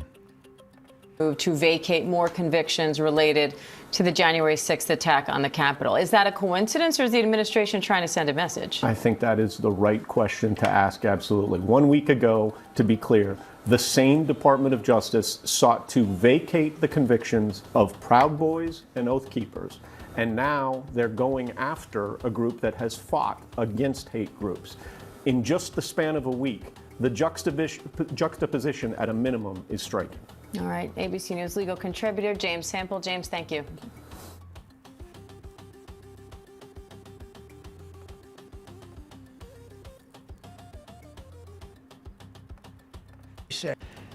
So yeah, there were people within the military that said it's a wise. And don't forget, how many men did you send altogether, approximately, for the operation? I'd love to keep that a secret. Okay, well, we but I will tell you, the number. Mark David says, hey, I bet Trump won't touch ketchup. He might get some on his ear. I'll keep it a secret, but it was hundreds. And hundreds of these people, it's pretty good. Is he central casting? But hundreds of people went into this journey. Hundreds of people could have been killed. Forget about the equipment, a lot of equipment, nobody cares. Hundreds of people could have been killed. So we had people that were within the military that said this is not a wise, and I understood that, but I decided to do it. Was there a point that that you were thinking there's too much on the line, and somebody was saying maybe we abort this now and wait? I mean, given the resource, like the general said, it seemed like there was so much on the line here. You must have been thinking, well, this could have completely changed. So the first one, which was in many ways as dangerous as the second, I guess it gets, because we're flying over daylight. You know, we're the best at the world at night. We have goggles that nobody. We have goggles. I've tried them. They're unbelievable. I see better with the goggles at night than I see without them during day.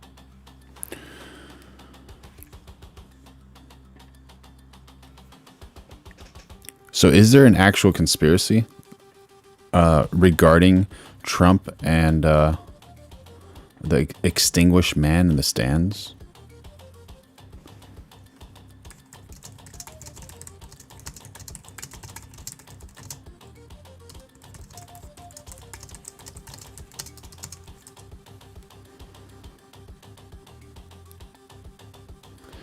Corey Comparatore, a 50-year-old volunteer fire chief and Trump supporter, was the person extinguished in the stands when Donald Trump was shot in the ear during a campaign rally near Butler, Pennsylvania on the 13th of July, 24. He was extinguished after diving on top of his family to shield them from gunfire. What a hero, bro. What a hero.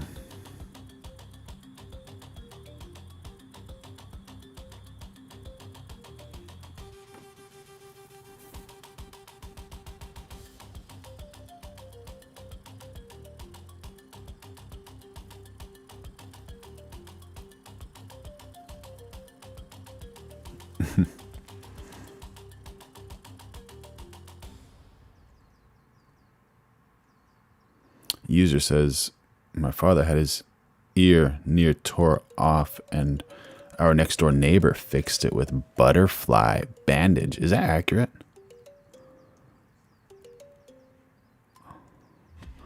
Oh, I just avoid these kickbots. Yo, kickbots, don't spam the chat.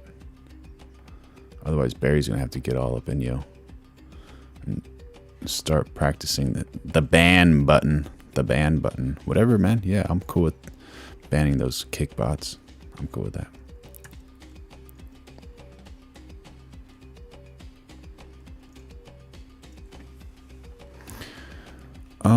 Let's see. What do you think? Do you think that this is real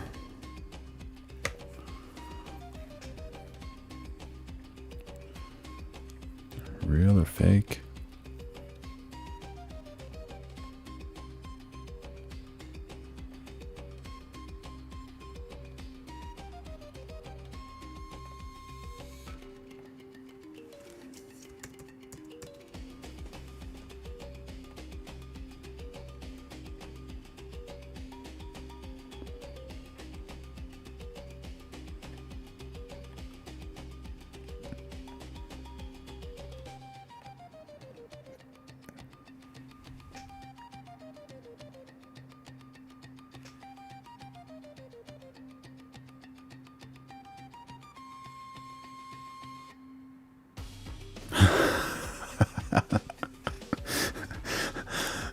If Jason was a mod, it'd be like every other comment, MAGA, MAGA, MAGA, MAGA, MAGA.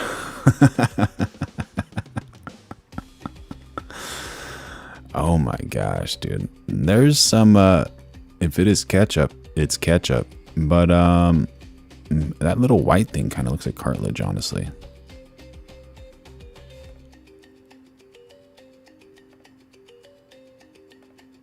And here's the thing. If it is fake, okay, it's fake. But if it is real, that's like an act of the Lord that he just moved his head like a few millimeters to avoid getting extinguished. And, you know, he's got a guardian angel. This is a cool picture, man. That's a really cool picture. Remember, everyone's like, no. Don't you dare put your hand up. Don't say that. He's like, fight. Dude, he was just amped up, dude. He was like, you want to do this? Yeah, man. Beautiful moment. What are they circling this part for?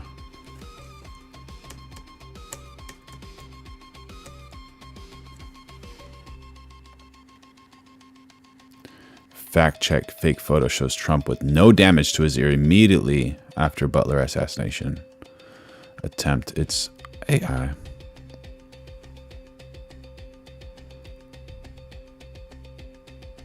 They're circling her ear? What are these people talking about?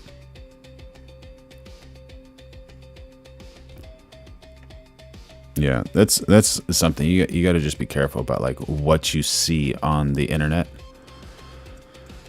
A lot of it is not accurate.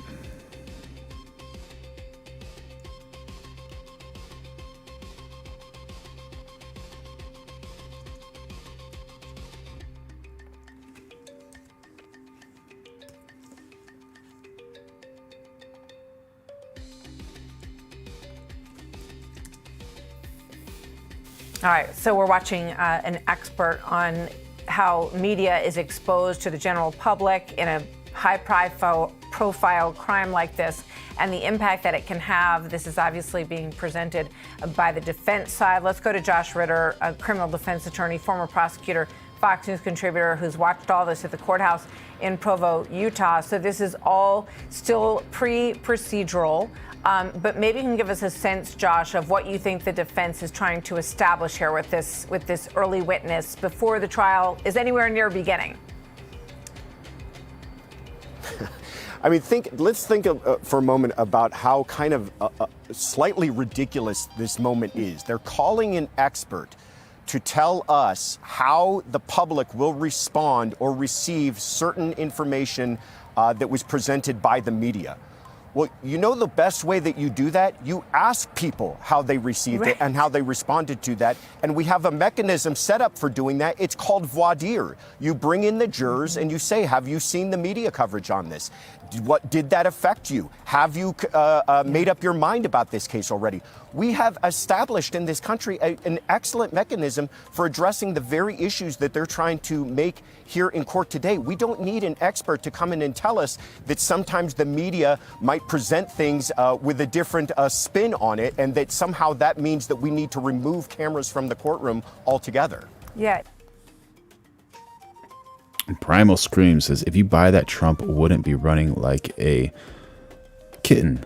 I have a bridge host. What do you mean you have a bridge? Speaking of kittens.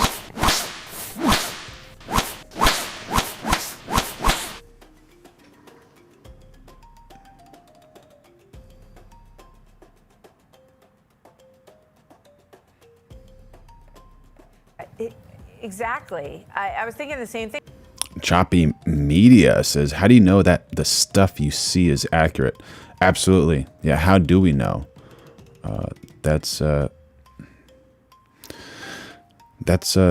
that we have to kind of use our own knowledge and life experience to see like what is accurate and what is not. Because even if you go through this process and you listen to this expert who is, I don't know, I mean, basically has said very sort of boilerplate understanding of how the media works. You know, once there's a soundbite, then it travels to other places. And Underboss25 says, President Donald Jesus Christ Trump, the second coming of Jesus Christ in human form. lots of people hear it. Yes, discernment, absolutely. Online and on TV. But as you say, once they actually get to picking a jury, they're going to have the opportunity to ask them whether or not the media coverage impacted them. And then each side will have an opportunity to toss out jurors that they think have had too much bias from what they've ingested. Joanne says Trump is the Debbie L. Right? Absolutely. That's a mechanism that we've used for centuries, and it works very well. This is not the first case to be covered by the media. There have been plenty of cases that have had even more saturating media coverage than this case has had, and we've been able to address it. We haven't said, listen, you need to toss the entire media out of the courtroom altogether. And by the way, that doesn't stop the media coverage. They're also making arguments today about the way that they feel the prosecution has violated the gag order by responding on the bullet fragment issue. Well, that was an issue that was brought up through court filing.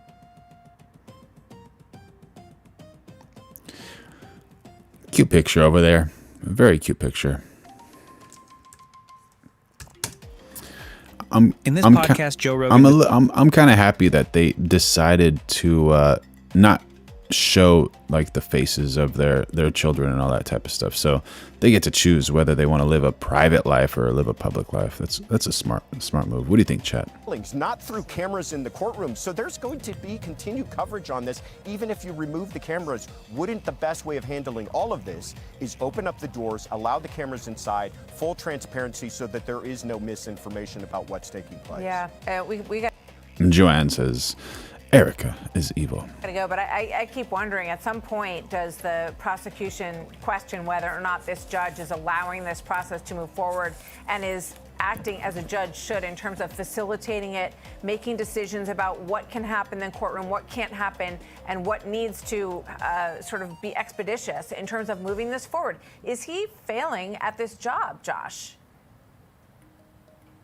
You know, we talked about this, if you remember, a few weeks ago, this very same question when it came to the issue of trying to kick the entire prosecution team off of the case for bias because of that kind of second-degree removed issue with the person who happened to be present at the shooting. And we all thought to ourselves, this should have been handled quickly by the judge, and it wasn't. It went on for days, in fact, and we had a full-fledged hearing. We're dealing with the same thing here all over again, where he's allowing the defense to stretch their legs, have full-throated arguments in court, but eventually he's going to have to say, I'm making a ruling. I am a judge after all, and move this case along. Josh Ritter, thank you very much. We'll stay tuned. We'll come back there with developments. Thank you, Josh. Yeah, we're going live every single day of 2026, so make sure y'all like, subscribe, and turn on those notifications. We're developing the best community over here and, you know, always trying to find truth. And we had a poll earlier checking to see if Joe Rogan is the best podcaster on earth, and we got 56% saying no, Joe Rogan is not the best podcaster on earth.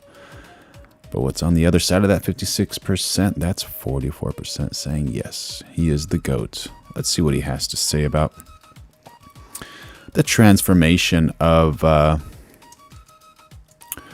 delightful Erica Kirk. Discusses Erica Kirk's unusual gaze.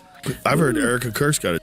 I've heard that one. Whoa, well, she seems thrilled right now. She's an odd duck. She's a kook for sure. You ever seen the compilation of her making crazy eyes? No. There's a video of her making demon eyes, and every time she makes the eyes, the music. It's so ridiculous. She's possessed. Well, she just gets intense. She's like the guy. What's the gang guy? What's that guy? Oh my God! Look at that. She looks like a televangelist. Give me some volume. She's talking to Barry Weiss. There you go. Watch this. Pay attention to her eyes. Charlie said she squints him a little bit. that they believed were controversial or even hateful, that he somehow had it coming. What do you say to people who justified you're sick? Evaluate says Airy Triple K had him extinguished. My goodness. He's a human being. Oh boy.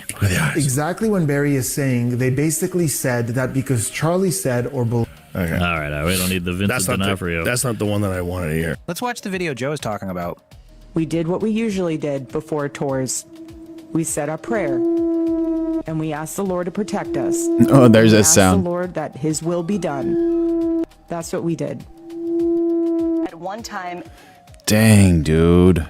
Dang. That's so wild, man.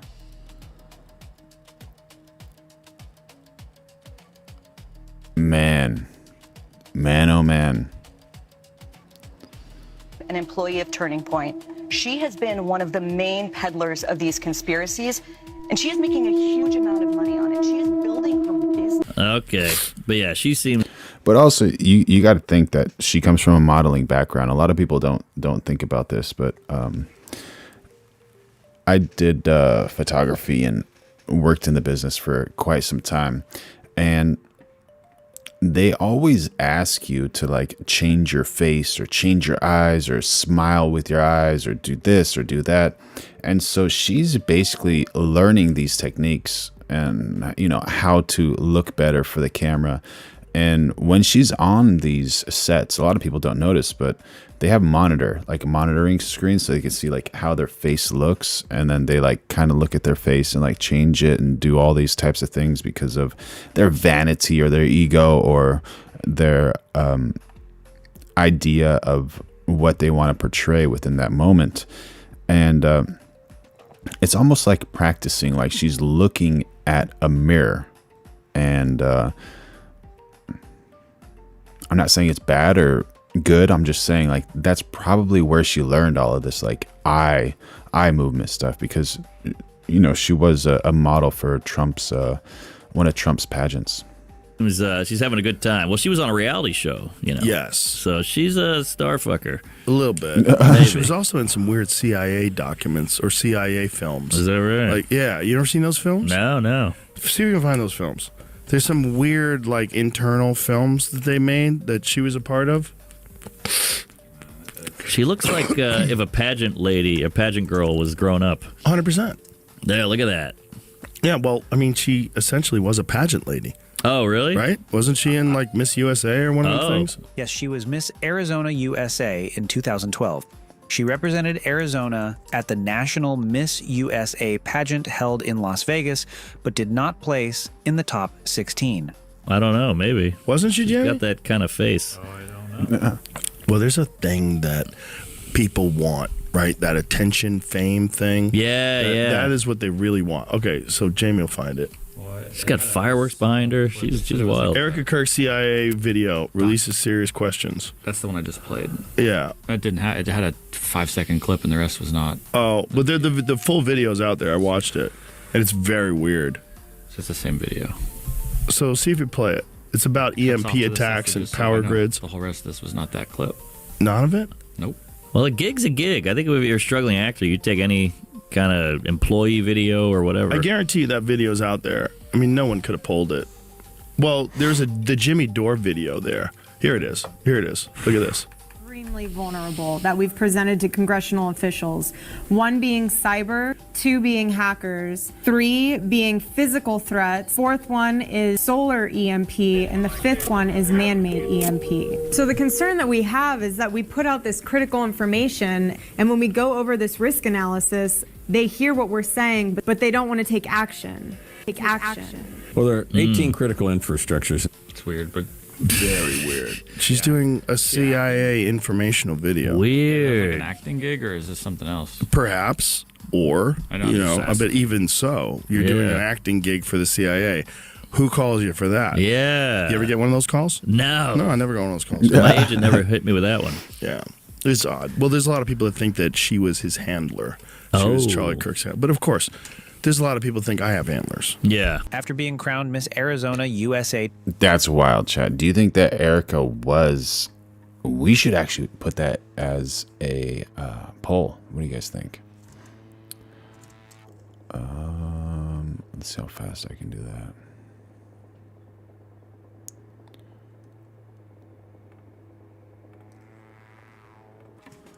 Was Erica... Am I even...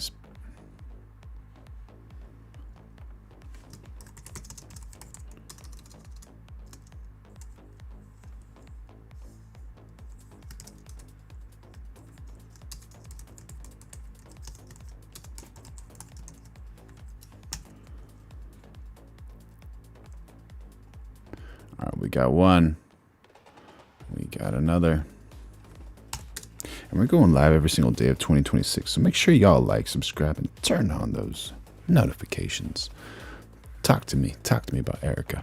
In 2012, she worked in New York real estate and the entertainment industry as a model and casting director, while also launching faith-based ventures like the Bible in 365 Ministry and the Proclaim clothing line.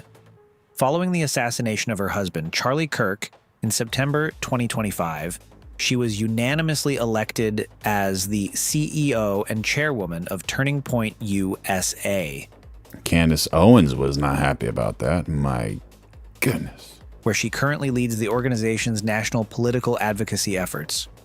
Her professional profile expanded further in March 2026 when President Donald Trump appointed her to the United States Air Force Academy Board of Visitors, a role she holds while completing a doctorate in biblical studies at Liberty University. Yeah.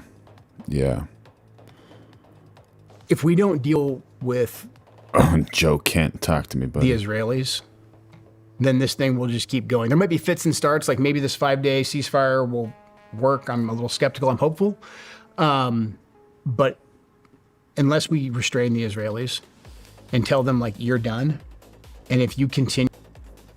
Barry says, Erica looks like she's ready to ruin your life. I wouldn't mess with her, bro. I wouldn't. I would not. I'd look the other way, bro. I'd cross the street. I'd just be like, I don't want any of that smoke. I want zero smoke. Yeah. No, thank you, dude. No, thank you.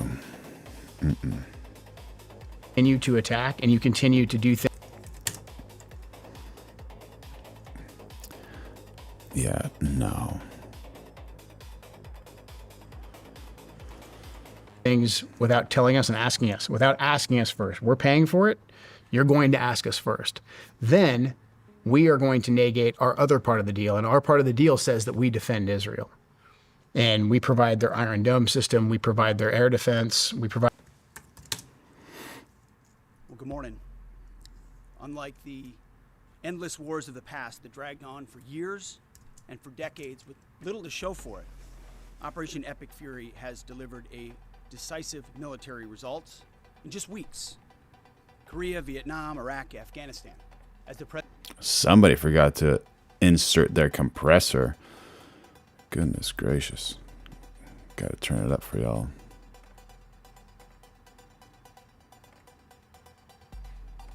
President has pointed out, all took years, decades. Vague missions, shifting sands, little to show for it. Operation Epic Fury has been laser focused from the very start, as I've said to all of you. Clear mission objectives, and ultimately Iran will not have a nuclear weapon. It's a bold and dangerous mission, a gift to the world, historic, courtesy of a bold and historic president. That mission continues today, in this new phase, as Iran has an important choice, a chance to make a deal, a good deal, a wise deal. As part of that effort, the United States has imposed an ironclad blockade that grows more powerful by the day. From the Gulf of Oman to the open oceans, our Navy is in. Last Chance 8142 says Miss Arizona has literally no tan whatsoever. Very valid point. Very valid point. Very cool. We see you. We see all those comments. We're looking at all those comments. Make sure y'all like, subscribe, turn on those notifications. Going live every day of 2026. Forcing this blockade without hesitation or apology. Now, as usual, there's a lot of false information out there. I'll say this, every ship that the U.S. believes meets our criteria, either Iranian ships or to and from Iranian ports, has been turned around. As of this morning, 34 total.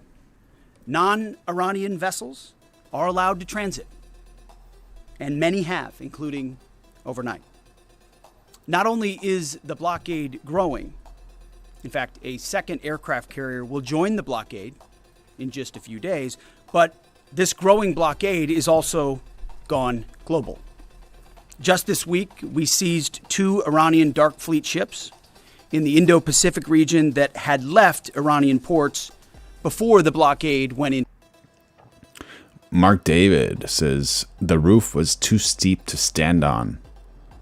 Wet the butler. To effect. They thought they'd made it out just in time. They did not. We seized their sanctioned ships, and we will seize more.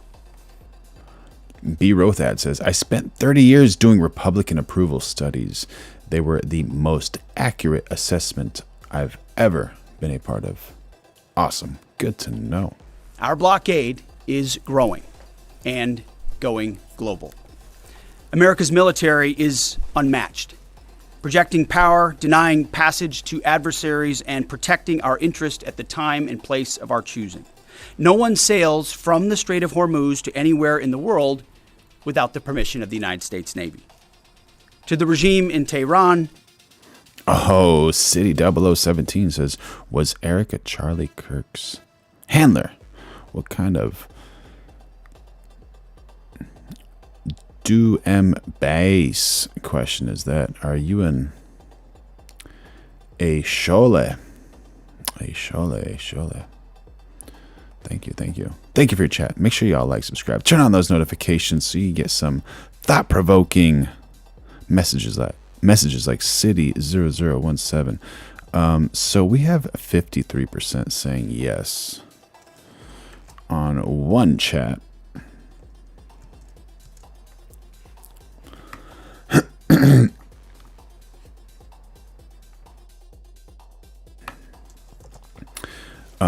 That was out of 17 votes, and then we're gonna check that. So 53% saying yeah, all right, and 62% saying no on the other chat. All right, and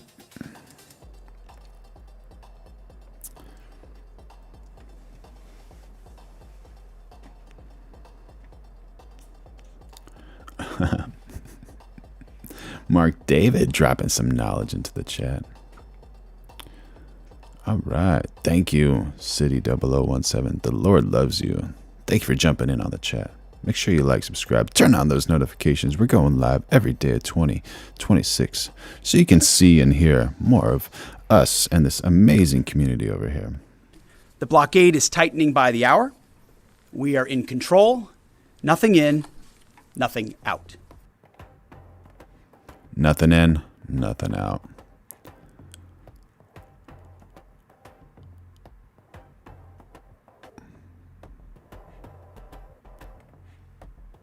And returning to Operation Epic Fury, where President Trump has issued a shoot and kill order, writing on Truth Social, quote, I have ordered the United States Navy to shoot and kill any boat that is putting mines in the waters of the Strait of Hormuz.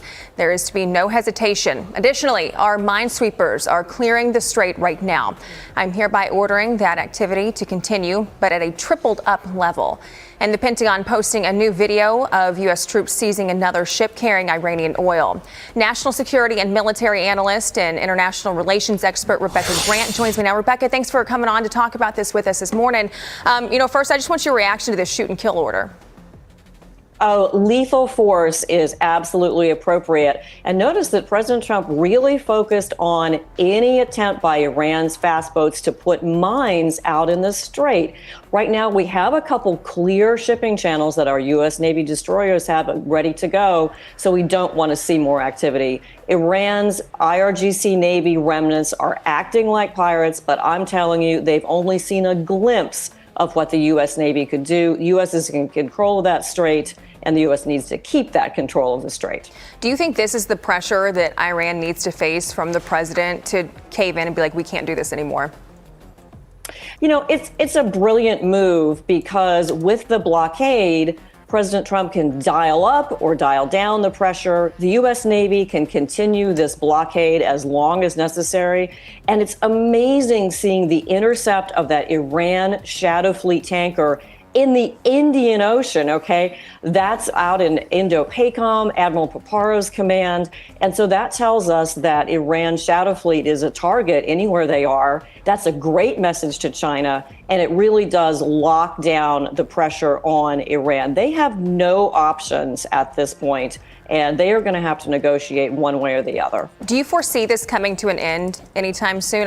We'll get to China in a second, but for all the people out there who didn't want to see this happen in the first place, and now it's dragging on into the second and third month, I mean, what do you think? Do you think this is close to being over? It's going to take some time. President Trump says give him the time and the space to make the best deal. And the point here is we still want the nuclear fuel, nuclear dust accounted for, and all the provisions to make sure Iran can never be a threat again and never be on that pathway to a nuclear weapon. It's going to take a little more time, but this blockade pressure is another key pressure point on Iran. Okay, and then I want to shift to this now. You mentioned China, so we're going to talk about that a little bit. It's the shifting impacts of the war on America's deterrence, specifically in relation to China. So the Wall Street Journal reported that, quote, the U.S. has burned through so many munitions in Iran that America couldn't fully execute contingency plans to defend Taiwan from a Chinese invasion invasion if it occurred in the near term.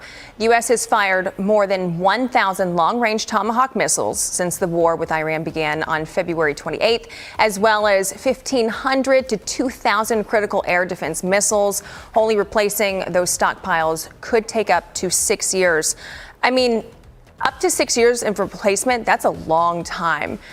What are your thoughts on this? Do you think that the U.S. and the military would be capable of deterring something against the U.S. or Taiwan? Are they even capable of that right now with everything we're dumping into Iran in the Middle East? Oh, yes. The deterrence is the right word. And to me, Operation Epic Fury has been a huge message to China and greatly increased our deterrence. On those specific munitions, the Pentagon has just about tripled the production rate for some of them. Tomahawks are an older missile. We got a lot of them. We have a lot of other types of missiles in the inventory. And look, we've got 2 aircraft carriers in the Middle East right now, another one on the way, carrier in the Pacific. I think. So, sorry to give you a little side view of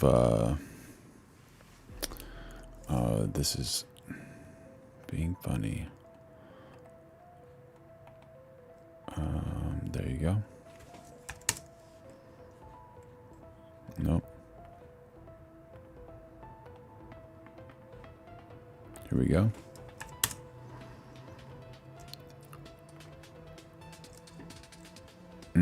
Excuse me. I think our deterrence against China has been made much stronger by the air dominance and sea power that we see with our 50,000 U.S. service members deployed in the Middle East. I think Operation Epic Fury has really scared Xi Jinping, no question about it. I mean, you know, China's watching this like a hawk from every angle of this. What do you think? I mean, do you think that with the route that we're going right now, you talk about not just us using all of our assets and our military in the Middle East, but you got to think about the oil and the gas. I mean, it's coming at us from every angle.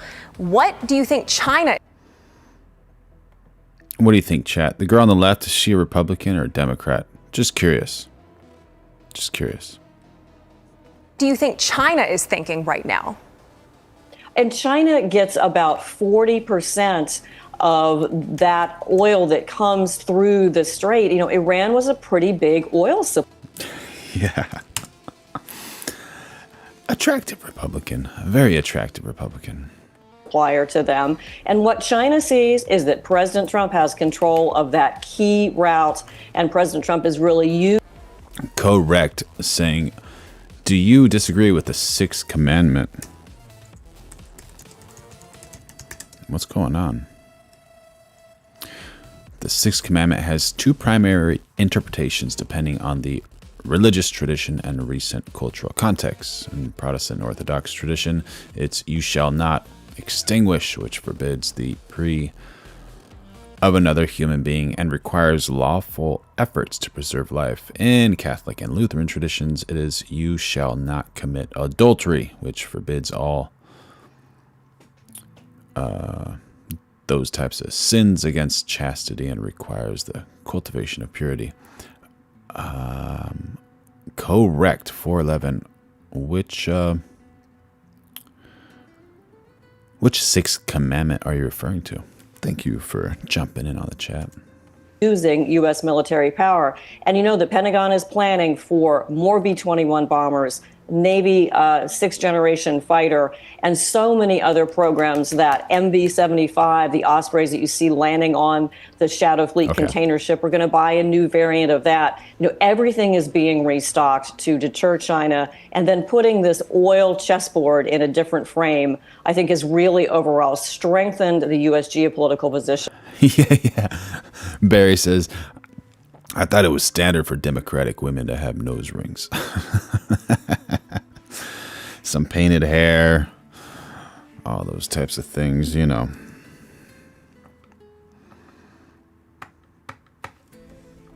Where's the doggy? Yeah, that blue hair.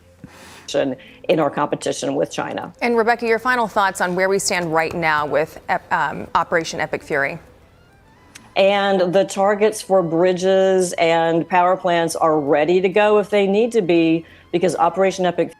Tree Orgy has joined the chat. Trump #1. Fury did a great job taking away Iran's military power for power projection and in the Strait.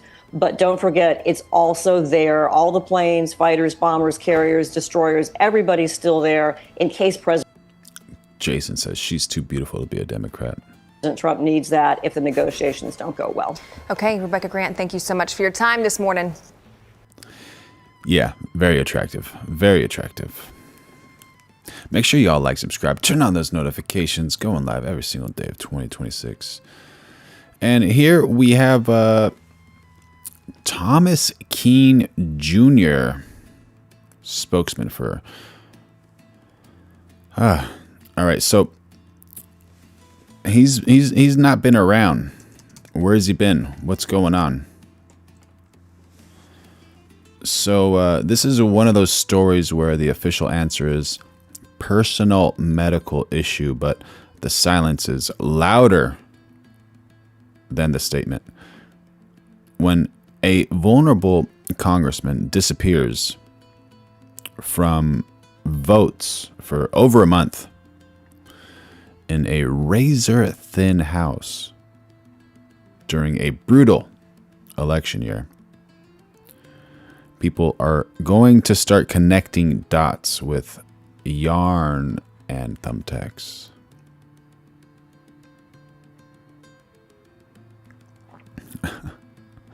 Yeah, his office is still posting, but nobody's seen him. That's not Congress. That's a political version of Weekend at Bernie's.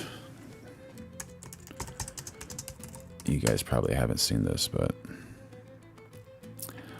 old movie. Funny movie. Funny movie.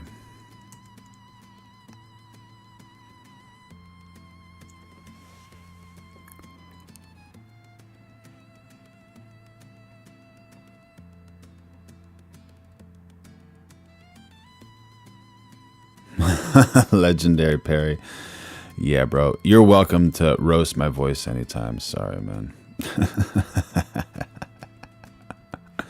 Make sure y'all like, subscribe, and turn on those notifications. Become a member. Throw in a super chat if you want, so you can get some hilarious roasts like that from Legendary Perry in the chat. In the chat.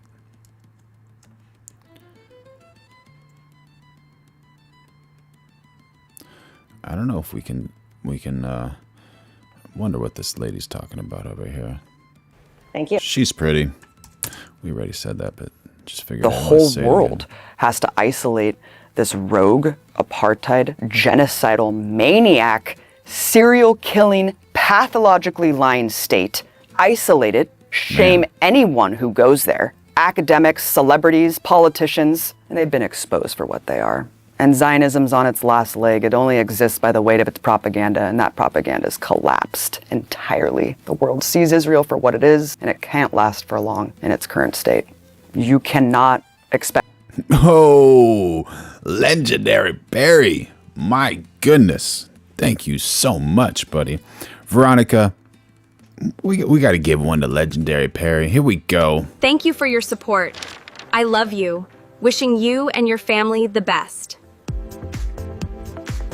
Yeah, that is for Legendary Perry. Saying respect, brother. Love your content, by the way. Thank you. Love having you on board. You're amazing. You are amazing. Expect change in a society this far gone. It is full-throated fascist.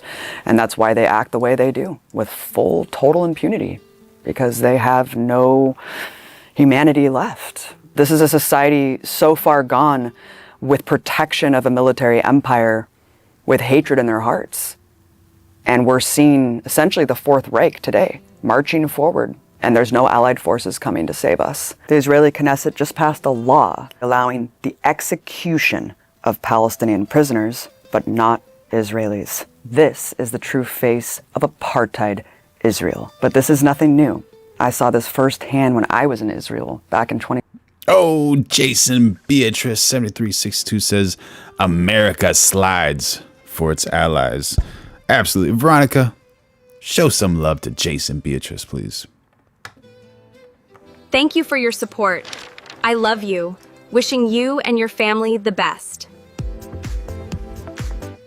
Ah, she's wishing you and your family the best. What a sweetheart. What an angel on earth. My goodness. 2016, full-throated fascism. You can't deal with these people. There's no need to try. There's no need to talk to them. There's only one way. I would carpet bomb them.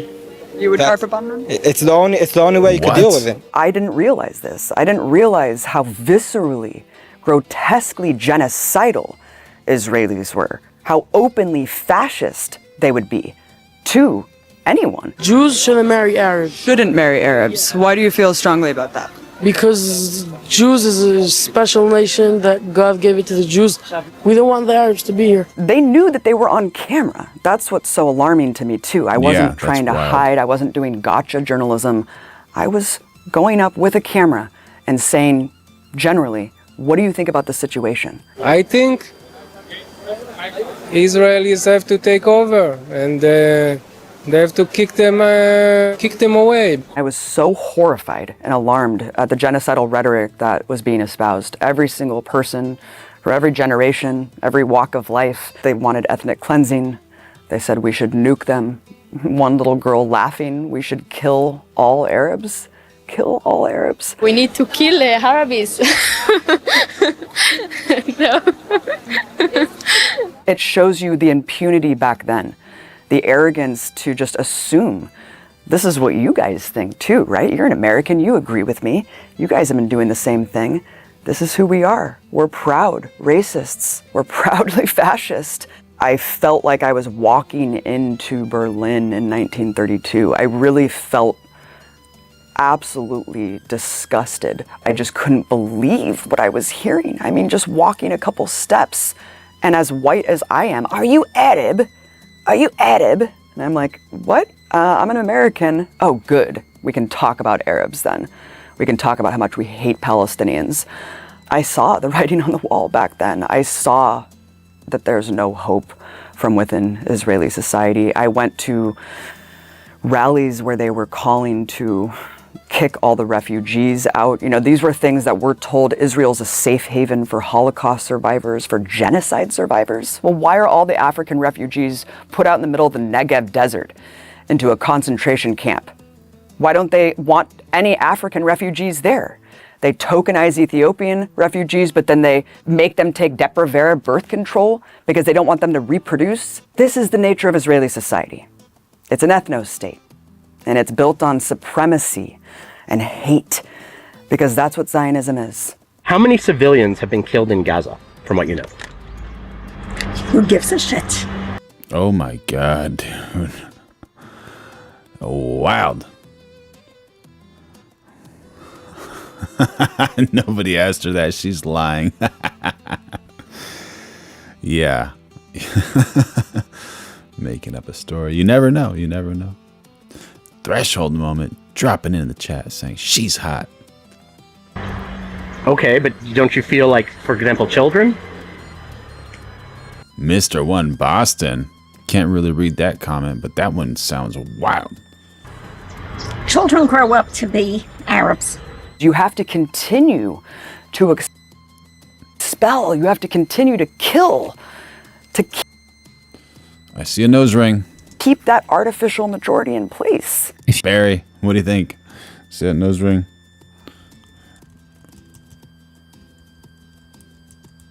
She's saying no.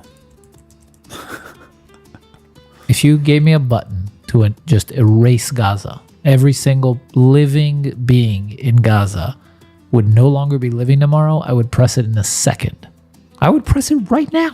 Give me that button and press it right now. There you go. And I think most Israelis would. During the Gaza genocide, to see people just proclaim out in the open. The man Jacoya says the septum theory almost always proves true. The genocidal incitement. It's an entire nation out there that is responsible. That's true. There are some hot leftists, and that's true. Can't discriminate. אנחנו משמידים את כל מה שעוד נשאר מהרצועה ולא משאיר אבן על אבן. גם מים אנחנו לא צריכים לתת. My, oh my. He's saying we should not even give water to the Gaza Strip. In a case of war, if someone starves them of water, is that a war crime?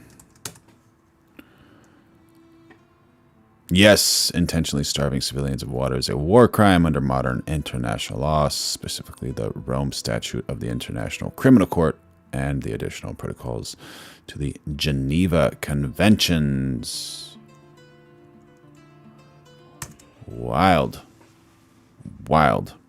So what happens? Do rules apply only to certain countries and certain people and not to everybody else? We're going live every day at 2026, so make sure y'all like, subscribe, turn on those notifications. We are developing the best community on earth right here. Happy to have you here.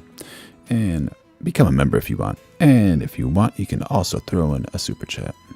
לרצועת עזה. אנחנו מפרקים את עזה ומשאירים אותה כאויי חרבות עם הרס מוחלט וחסר תקדים בעולם. זכור את אשר עשה לך עמלק, נצטווינו. אנו זוכרים ואנו... He's known as a secular individual, right? He's quoting the Bible here. That's interesting. נלחמים.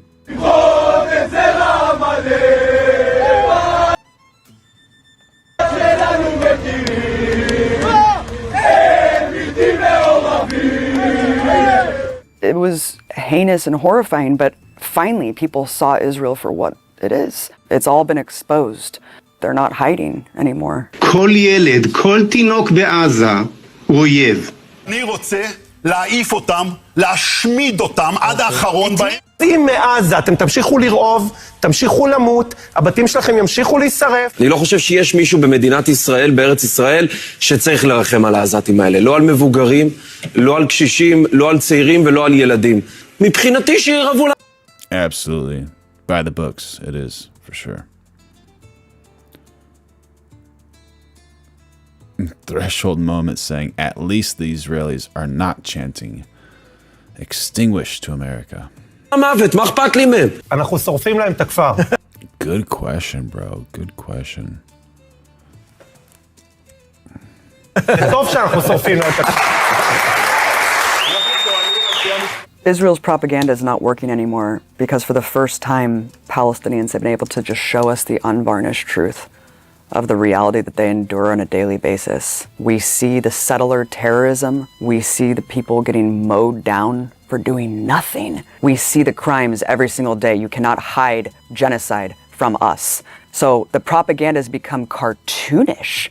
I'm very puzzled by the constant concern which the world is showing for the Palestinian people and is actually showing for these horrible, inhuman animals.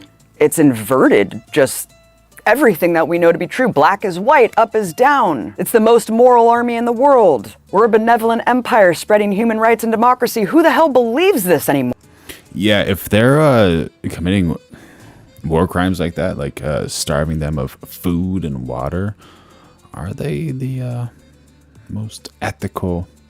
I don't know. They're our allies, so we got to be with them 100%. Just is it wrong to question allies too? I'm just curious. I don't know. Just trying to learn here. More. So it's become silly. It's become absurd. The Israelis today are saying that Hamas use Palestinians as human shields. Do they? Killing the victims, then blaming the victims for killing themselves. I mean, what is this logic? They infantilize us. They treat us like children. This is a genocide happening in front of our eyes. We have, that word is, as you know, incredibly emotive, and the Israelis, as you know, will be saying that they are targeting Hamas only. It's become so obvious that we're being dictated to, that our reality is curated. Mr. One Boston helping me in the chat saying secular means atheist in Judaism. Mr. One Boston, some people were asking about you earlier in the chat. Happy to have you here, buddy. By tech overlords who are profiting off the infrastructure of genocide, of the Lone Wolf and Cub has jumped in on the chat, and I'll read part of it. I'm tired of people I can't read any. Nothing else, bro. Surveillance of our lives. All of these things are interconnected. So the propaganda doesn't work anymore. It's too infantile. And whoever asked if Abby Martin, this is Abby Martin, A-B-B-Y Martin, if she has an OF, she doesn't. She doesn't. Oh, you just got censored, bro? We don't, you know what? We specifically don't censor anything. And, oh, I can type in here.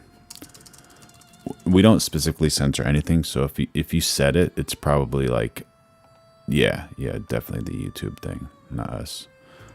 But that's her name, Abby.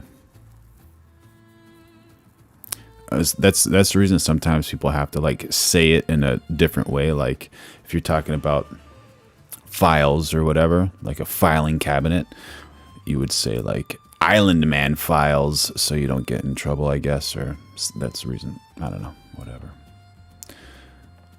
And thank you, Beneficent 2557. We try, bro. We try. We're just trying to find the truth. You know, we're not trying to choose sides. Abby needs a hairstylist. Yeah. NYC Reem is in the chat. Any relation to Reem the jeweler? That jeweler. She purchases and sells Rolexes and all those types of things. Mr. Wambasa says, in life there are no allies. Oh, cool. NYC Reem. Cool. Happy to have you here, buddy. Stupid. One day after describing it as a tragic mishap, Israel has now claimed a deadly double strike on a Gaza hospital was prompted by the discovery of a Hamas camera.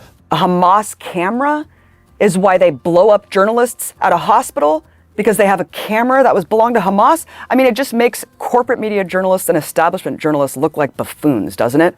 For towing this absurd Ooh, NYC Reem has joined the chat saying the M word should move back to their country from UK, USA, exempli gratia, since they're so great. Valid option. Propaganda that's so hollowed out and childlike. They should be ashamed of themselves. We have some really... Tree Orgy 1513 says Palestinians can grow their own food and can get their own water. They're lazy donkeys. They just want handouts.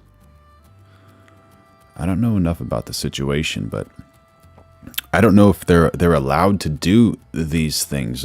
From some of the reports and things that I've seen, if they do like start a farm and cultivate a farm, before they can, collect their vegetables and fruits, sometimes it's destroyed or their land is stolen and things like that. But I don't know how accurate that is. You just don't know on these days. But yeah, good point. If they are lazy donkeys, they should just get up and get their own water and make their own food. Disturbing new information out of Israel. The Israeli Prime Minister's spokesman just confirmed babies and toddlers were found with their heads decapitated. There's no excuse whatsoever. They are... That's wild, bro. That's wild. Little innocent angels on earth. Complicit in this. But you see Israel... Yeah, Beneficent 2557 saying we are paying for Israeli healthcare. Not only that, a lot of other things too. Maybe, allegedly. Israel buying up media outlets. We have to fight with the weapons that apply to the battlefields in which we're engaged. And the most important ones are the social media. And the most important purchase that is going on right now is Twitter. Class. TikTok. Larry Ellison. The reason it's so monitored or whatever. Joint finalize. Larry Ellison, Oracle's chairman. Can you guys see that? Let's see. Thank you for your support. Oh, Erica. I love you. Veronica. Wishing you and your family the best. Oh my gosh. anytime I jump onto this. Okay, let's see if it does it again. She's trying to do it again. Thank you for your support. No. I love Where you. is she? Wishing you and your family the... There you are. Thank you for your support. Again? I love... Okay. Yeah, so Larry Ellison is Oracle's chairman, prominent figure, but did not personally purchase TikTok, allegedly. That's interesting.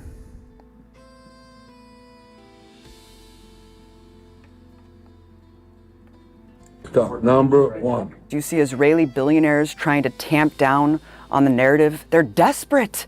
They're desperate because they know that's the only way they'll survive, is to try to convince the world of the opposite of what we're all seeing.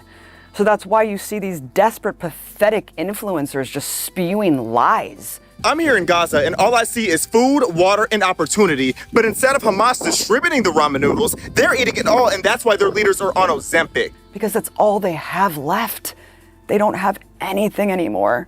But it's too late. We're never going to forget what it looks like when Palestinians hold their children in plastic bags. No one can forget that. I'm never going to forget the sound of a drone emitting a crying baby so it can massacre children who come out of their homes. جماعة الخير كواد كاب ترتطلق صوت أطفال الآن. We got NYC Reem trying to get me banned, bro. Asked me to look up NYC's largest welfare program. I know that video. What do you think, Chet? Should we check that out? That's by Tyler Oliveira, one of the gnarliest YouTubers in the world. That's like one of those areas. من مخيم انصارات امبارح استشهدوا شاب طلع مسكين يشوف ايش الصوت في مدرسة طبعا طلع والله قنصوه. And get Mr. One Boston says, just so you know, we did not win in Afghanistan. Matthew Gardner, don't let them near the goats. lured like a cat and mouse. No one's going to forget that. No one's going to forget what it looks like in Gaza today. We all love Israel. You can't wash that away. You can't paper over that with degenerate propaganda, base level lies. No one's going to paper over the unvarnished truth of what we've all witnessed for years now. Now, this is urgent. If you care about independent media, if you care about stories like this, you must support it. Please go to...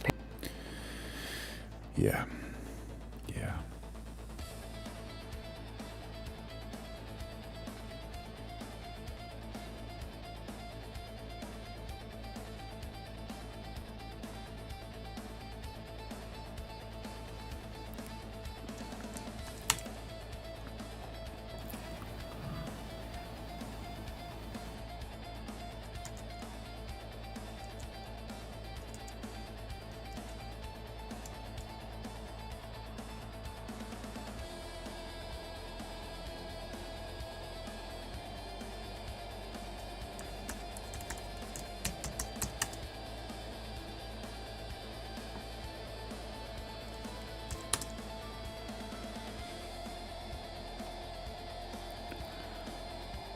All right, so this is a interesting one. You're not welcome. We got a little bit of a request. Bad frame. What's going on? There we go. Fix that thing. Yeah.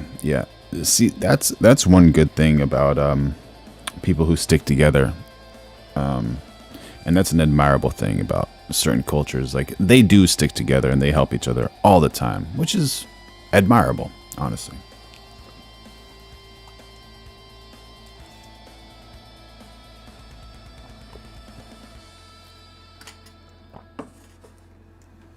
Yeah, for sure, man. We do got to get on a schedule. I think it's with work and then after work, that's pretty much like the only time I can stream. And I love seeing all of you guys. Just to let you know, I love you. The Lord loves you. Make sure you all like, subscribe, turn on those notifications. Going live every day of 2026. Become a member if you like, and throw in some super chats if you want. But yeah, we're I think it's around like this time where we're gonna be streaming, you know. So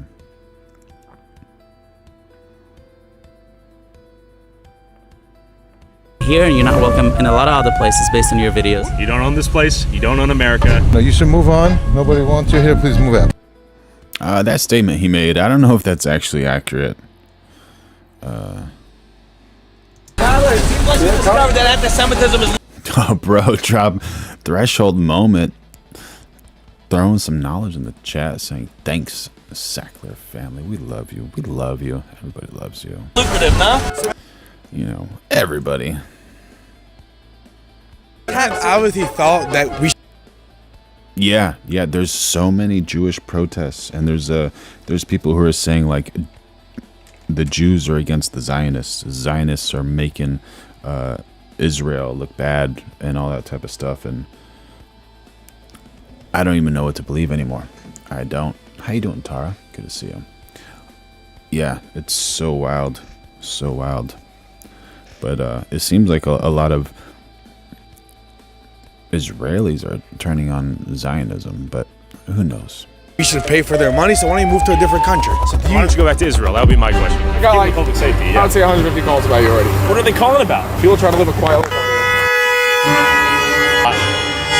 You two gentlemen, I saw a video of you walking into 136 Hillside. They asked not Fair to enough. come back. Amazing. If you come back, it'll be a trespassing. You say anti-Semitism, I say anti-Goyism. The Jewish community is extremely racist. You have a group of people that call themselves God's people. You are a Semite supremacist. Elon Musk has 12 kids. Why can't I have 12 kids? He pays for them. You're arguing that I should pay for your kids. I'm arguing that the government said. That's our money. I pay taxes.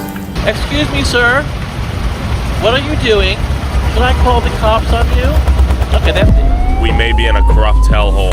So what am I being pulled over for? We got a call. Keep your hands on the steering wheel when you do so. This is Lakewood, New Jersey, home to one of the largest and fastest growing Orthodox Jewish communities in America, having anywhere from 6 to 10 kids per family. Yeah, that's absolutely it. Georgie knows it. Causing the community's rapid growth to spill into the neighboring towns of Jackson. Corrected says it's like Christian extremism, just another faith. Every religion has them. Christian extremism does this? That's news to me, honestly.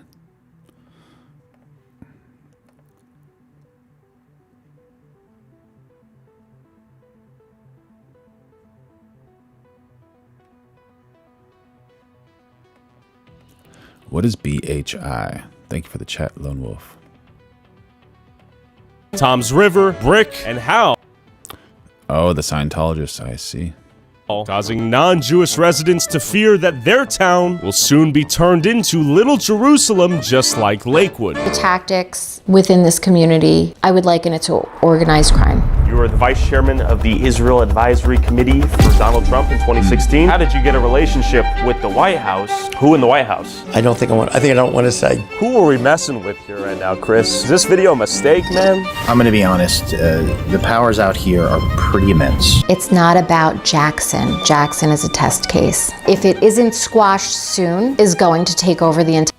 Yeah, so this is like a very controversial video. It has 9 million views, and Tyler Oliveira is a wild journalist, I would say. And I think he's been banned on a lot of the social medias. So, yeah.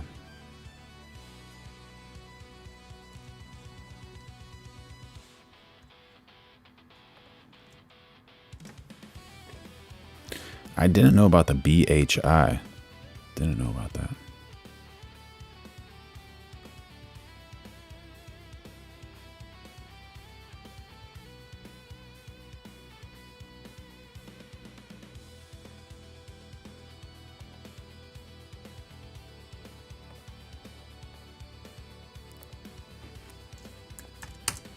What is it like to have your ex-wife dating Dyke Justin Trudeau? I've put up with a lot with that ex-wife of mine, but you took it too far, KP. With Orlando Bloom Yeah, respectable. Legolas. I love that guy. Yeah. Brilliant. Good Fair company. enough. Trudeau, though, potentially Fidel Castro's spawn? No. There we...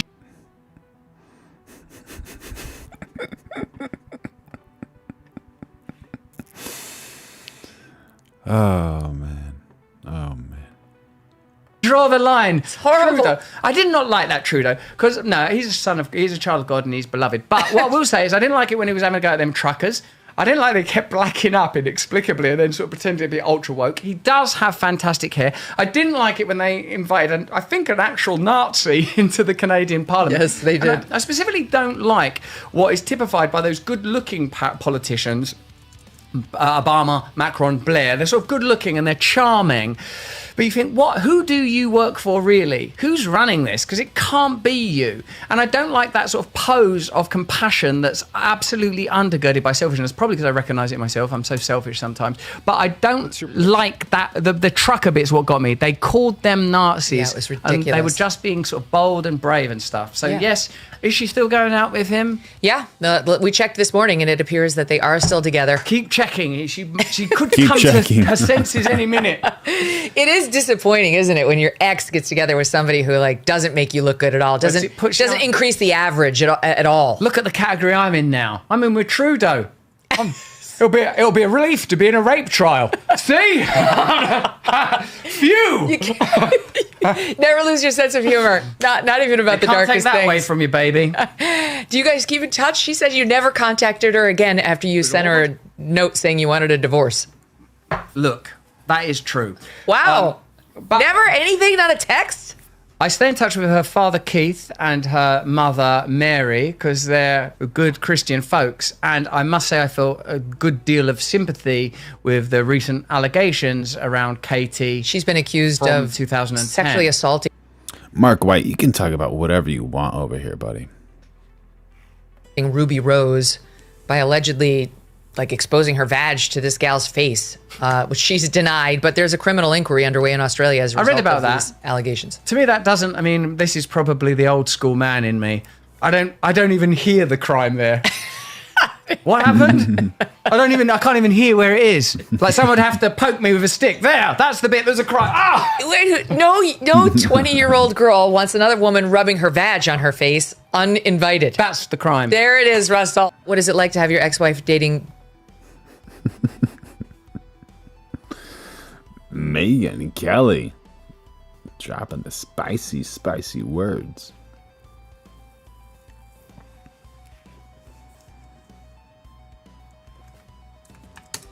There's a whole bunch of reporting on this new peace deal that was struck in Gaza.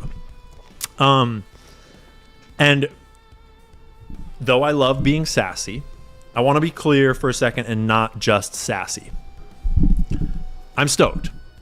I'm very stoked. Less death, less women and children and innocent civilians dying is good. I think we all are waiting to see if Israel honors this ceasefire and honors this peace deal. I think we're all a little suspicious that Benjamin Netanyahu's very far-right government has no intention of giving up their goal of the greater Israel. Fake mustache. But for now, things are looking promising. And it's promising with a serious asterisk that I think we're all just going to have to make up our own minds about whether the trade-off is worth it. Because so often it seems like the people that actually control the world, not conspiratorial like Illuminati, but actually like the banks, it seems like so often they get their way by making it the only way. By making it every way, every possible way leads to them winning because they are every side of an issue. And once again, we're seeing the signs that they just might be every side of this issue too.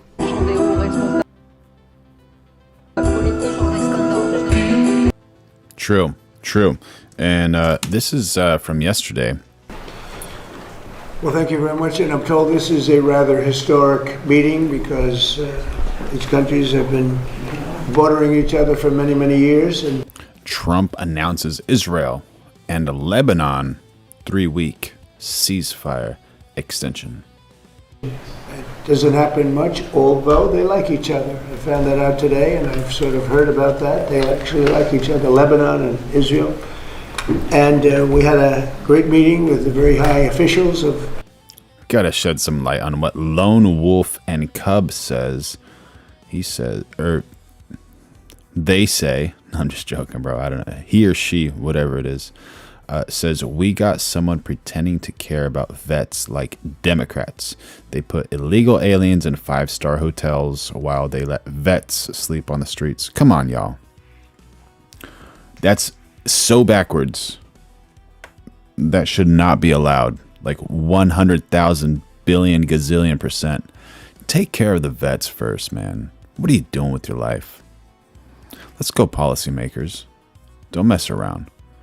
You're going to put an illegal alien in a 5-star hotel while a vet's out there cold and hungry and fighting things that you couldn't even imagine.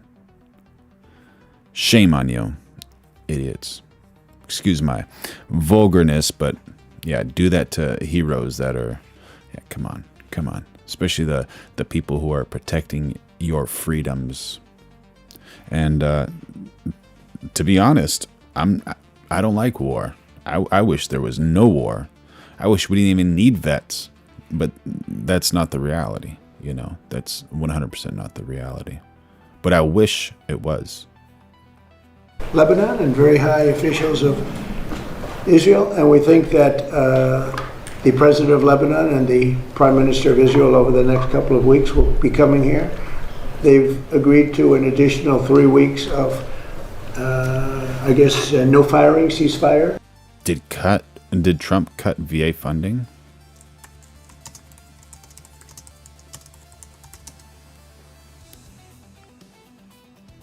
No, the Trump administration did not cut overall VA funding. In fact, it proposed a 4% increase in programmatic funding for VA in its fiscal 2026 budget, while there were no confirmed cuts to VA disability payments or core benefits. The administration pursued significant cost-cutting measures through workforce reductions and contract cancellations.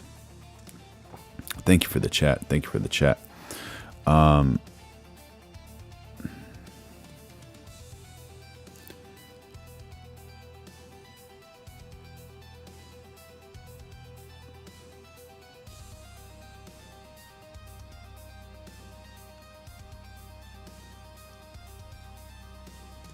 I'm looking for that. Oh, the threshold moment.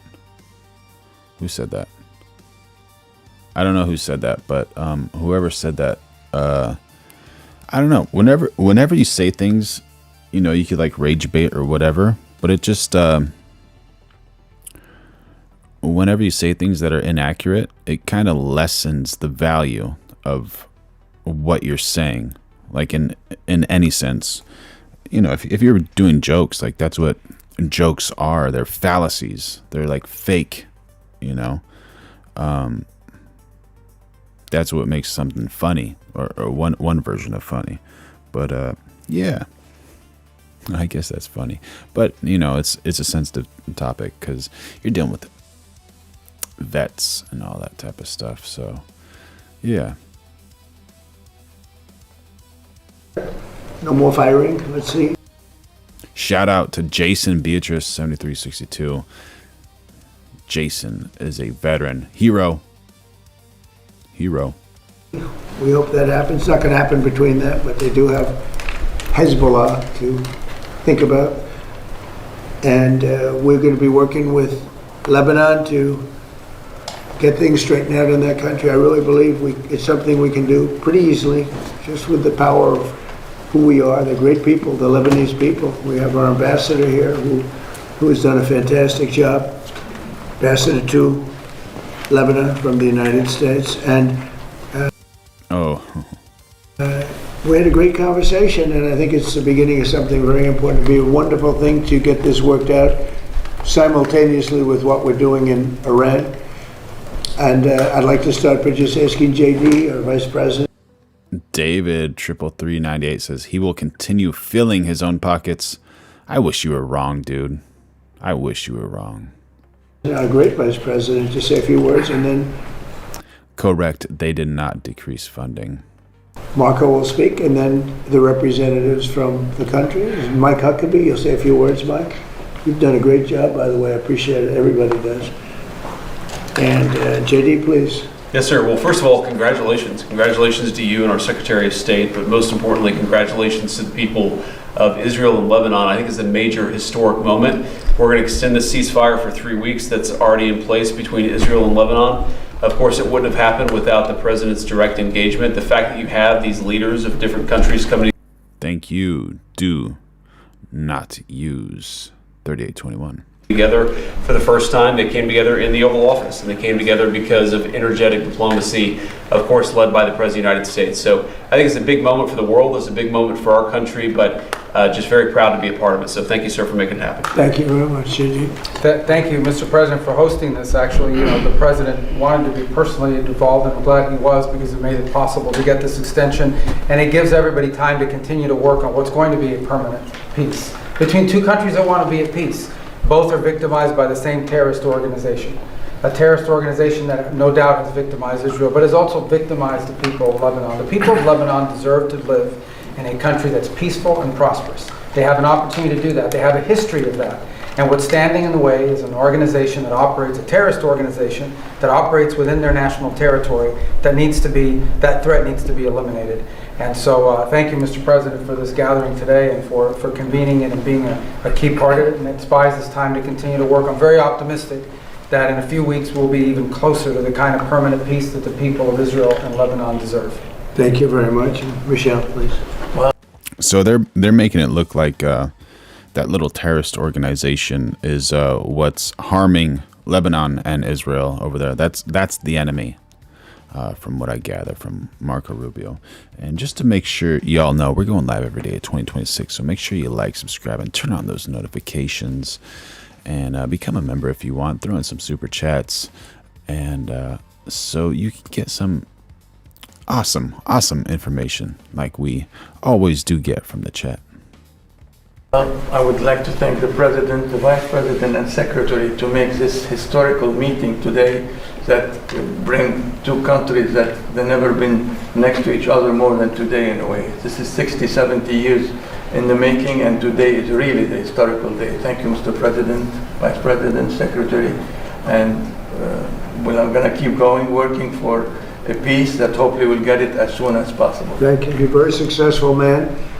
And when I asked him if he'd like to be ambassador to Lebanon, I said, could be a dangerous job. He said, well, I'm Lebanese. I was born in Lebanon, and your parents have a whole big history. He said, danger doesn't matter to me, really. It's something I want to do. He's very successful. He didn't need this.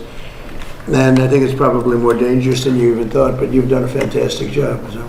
It is an honor for me to serve you, Mr. President, and then I'm going to go till the end. Thank you. Thank you very much. And likewise, Mike Huckabee. We all know Mike. And he didn't need it either, did he? But he's doing a fantastic job. Mike, go ahead, please. I just want to say, Mr. President, what an amazing opportunity to be here at a moment of history. The people of Lebanon, the people of Israel are neighbors. And do not use 3821 served air crew life support, United States Air Force.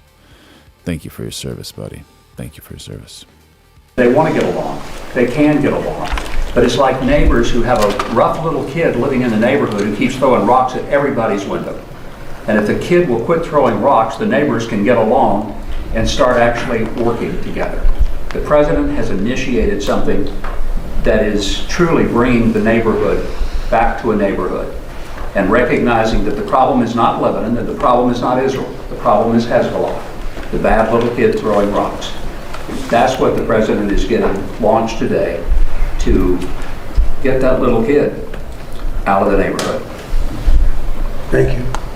Mr. Ambassador, please. Well, thank you, Mr. President, for your hospitality, for bringing Israel and Lebanon together here in the Oval Office. Israel wants peace with Lebanon, and Israel wants security for its citizens.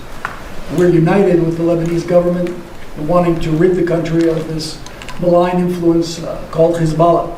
And now that, Mr. President, under your leadership, Iran has been so degraded, the possibility of degrading Hezbollah and liberating Lebanon from their occupation is real. So we hope that together under your leadership, we can formalize peace between Israel and Lebanon in the very near future. And we are just very thankful for the opportunity. Thank you, and I look forward to having the next meeting with your great Prime Minister. He is. He's a wartime Prime Minister with Bibi and with the President of Lebanon. It would be fantastic. I think lots going to happen. Lots going to happen. Madam Ambassador. Thank you so much. Thank you so much, President Trump. Thank you for your leadership, for making sure to be presiding over this historic moment. I want to really say thank you to the United States under your leadership for all your effort to help and to support Lebanon. And I think with your help, with your support, we can make Lebanon great again. Thank you so much. Sure, thank you. I like that phrase. Sounds nice. It's a good phrase. MNGA. Thank you very much. I think we will. All right, so you ever go on a date with your girl and she wants to go to this restaurant and it's way too expensive? Way too expensive. I got a funny one for you.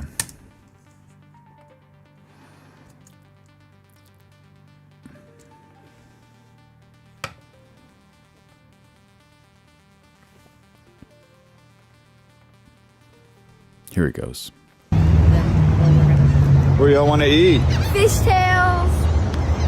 Oh yeah, I remember that place. Right here. Fishtails? Long time ago, I ate there with my ex-girlfriend. It was a beautiful evening, sunset. We ate dinner, held hands, kissed. Yeah, had some drinks. I mean, it was a good time. So if y'all want to do that, we can go. Fishtails, it's a great place. We're not eating there. We're not eating there. Just see her face. Wow. We're not eating there.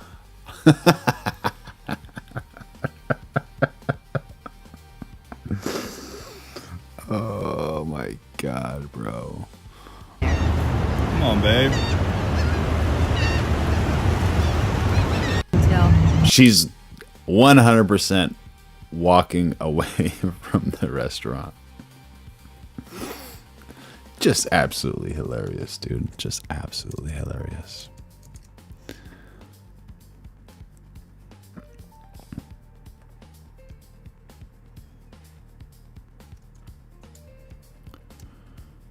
And this one here,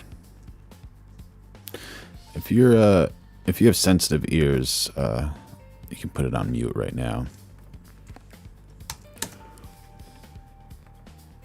96% accurate. It's a big beer, mate. Shut the camera up, you fucking ass. Stop pointing in my fucking face. I beg your pardon, you fuckwit. Fuck you. Go fuck yourself. What do you expect? You're walking a schooner down the fucking street. Go get some fucking brains, mate. There's a fucking difference between a pint and a fuckwit like you. This is a fucking pint. Yeah, you look like one, you fuckwit. Fuck off, cunt.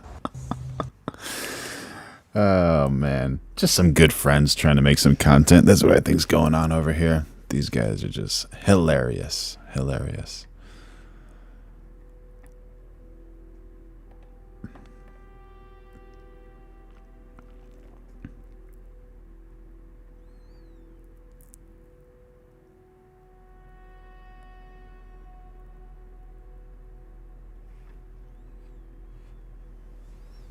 Yeah, Barry, if your back is shot, stretching, man. Stretching helps a lot. I don't know like exactly what it is. Can't really offer medical advice, but I know stretching's like really, really healthy. So hopefully your back feels better, Ben.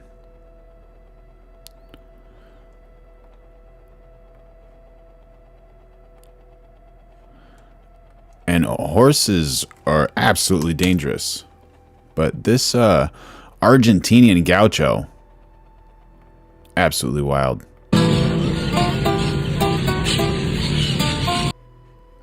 Absolutely wild what this man can do with a horse.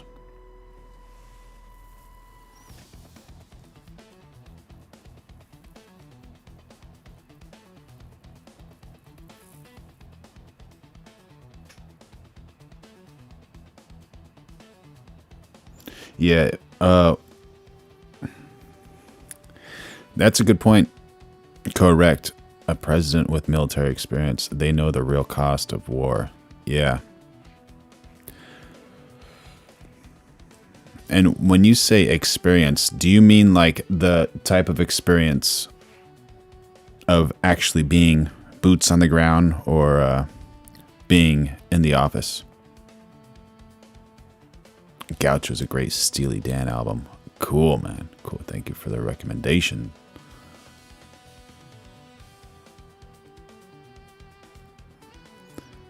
Yeah, man. Mobility is super important. Whatever you can do to gain your mobility back, that's super, super important, man.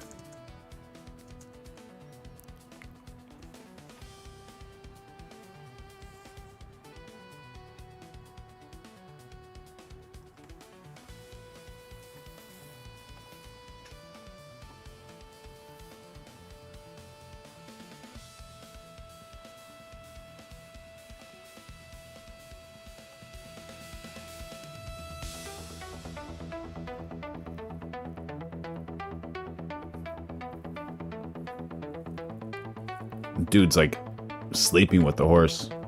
Unreal.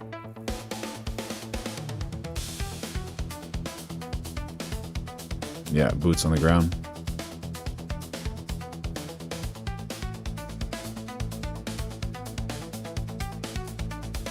Yeah, for sure. 100% Barry.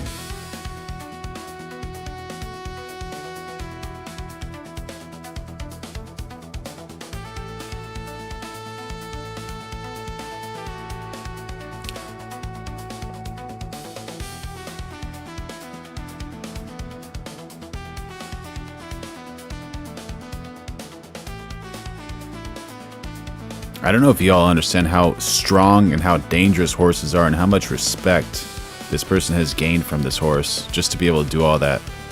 Like, it's just, I don't know what it's useful for, but it's just like developing trust, which is an amazing thing to do, you know, and it's just very inspiring. It's very, very inspiring.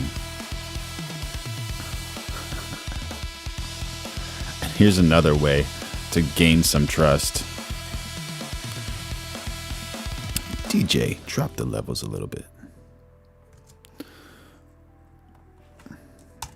Anyone in Canada? From Canada?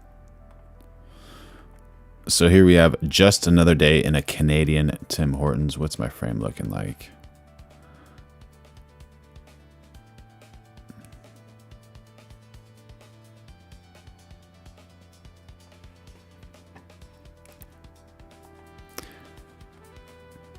Hey, Victor Booster. You're going to be muted. Here we go. Just another day in a Canadian Tim Hortons. Tim Hortons, I from what I understand, is like a coffee shop. Yep.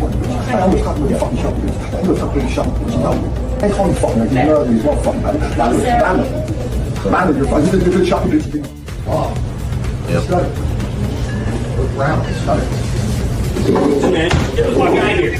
What the fuck you bothering him for? I got him, don't worry. You go ahead. Go ahead. Go ahead. I got him. You go ahead. I got him. I got him. Get the fuck out of here. He's literally pushing a wall. Not all heroes wear capes. Fucking asshole. Look at him. Dude. Yeah, man.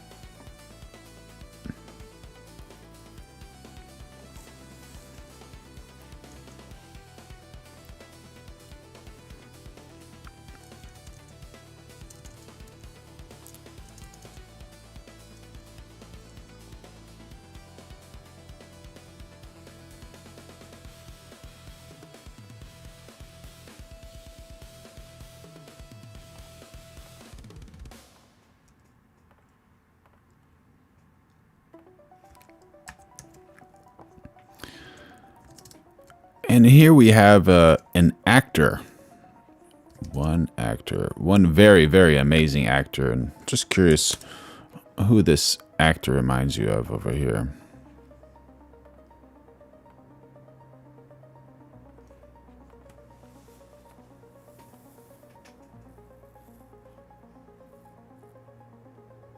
limping over to the person.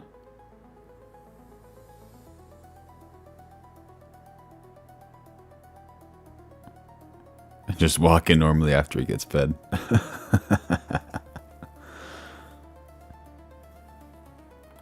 Yeah, that was. I think that's who everyone elected, the great negotiator who promised no new wars.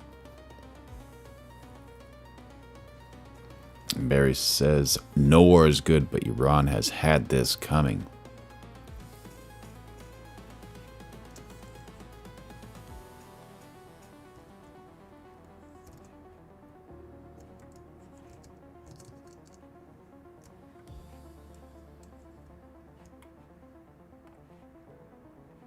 So, Your Honor, what's your prediction?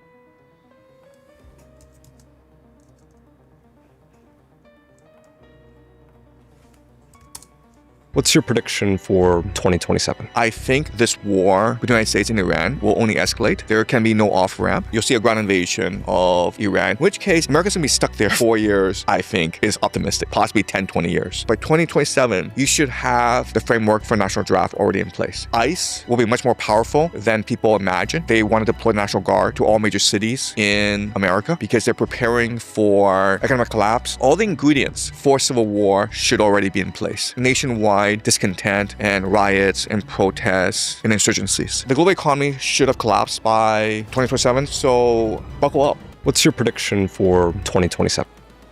What do you see at the very end? The global economy should have collapsed by 2027, so by 2027. Wild, wild.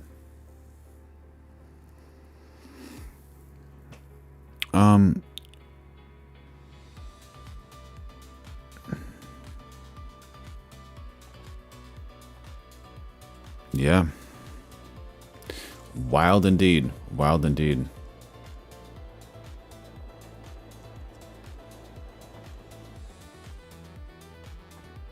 So if the Fed can just print money, and one of the things that they're saying is, you know, they're just trying to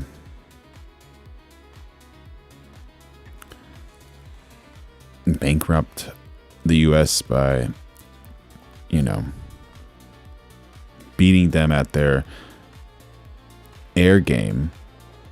How does that work if the U.S. could just print money? I have no idea. Just making an assumption there.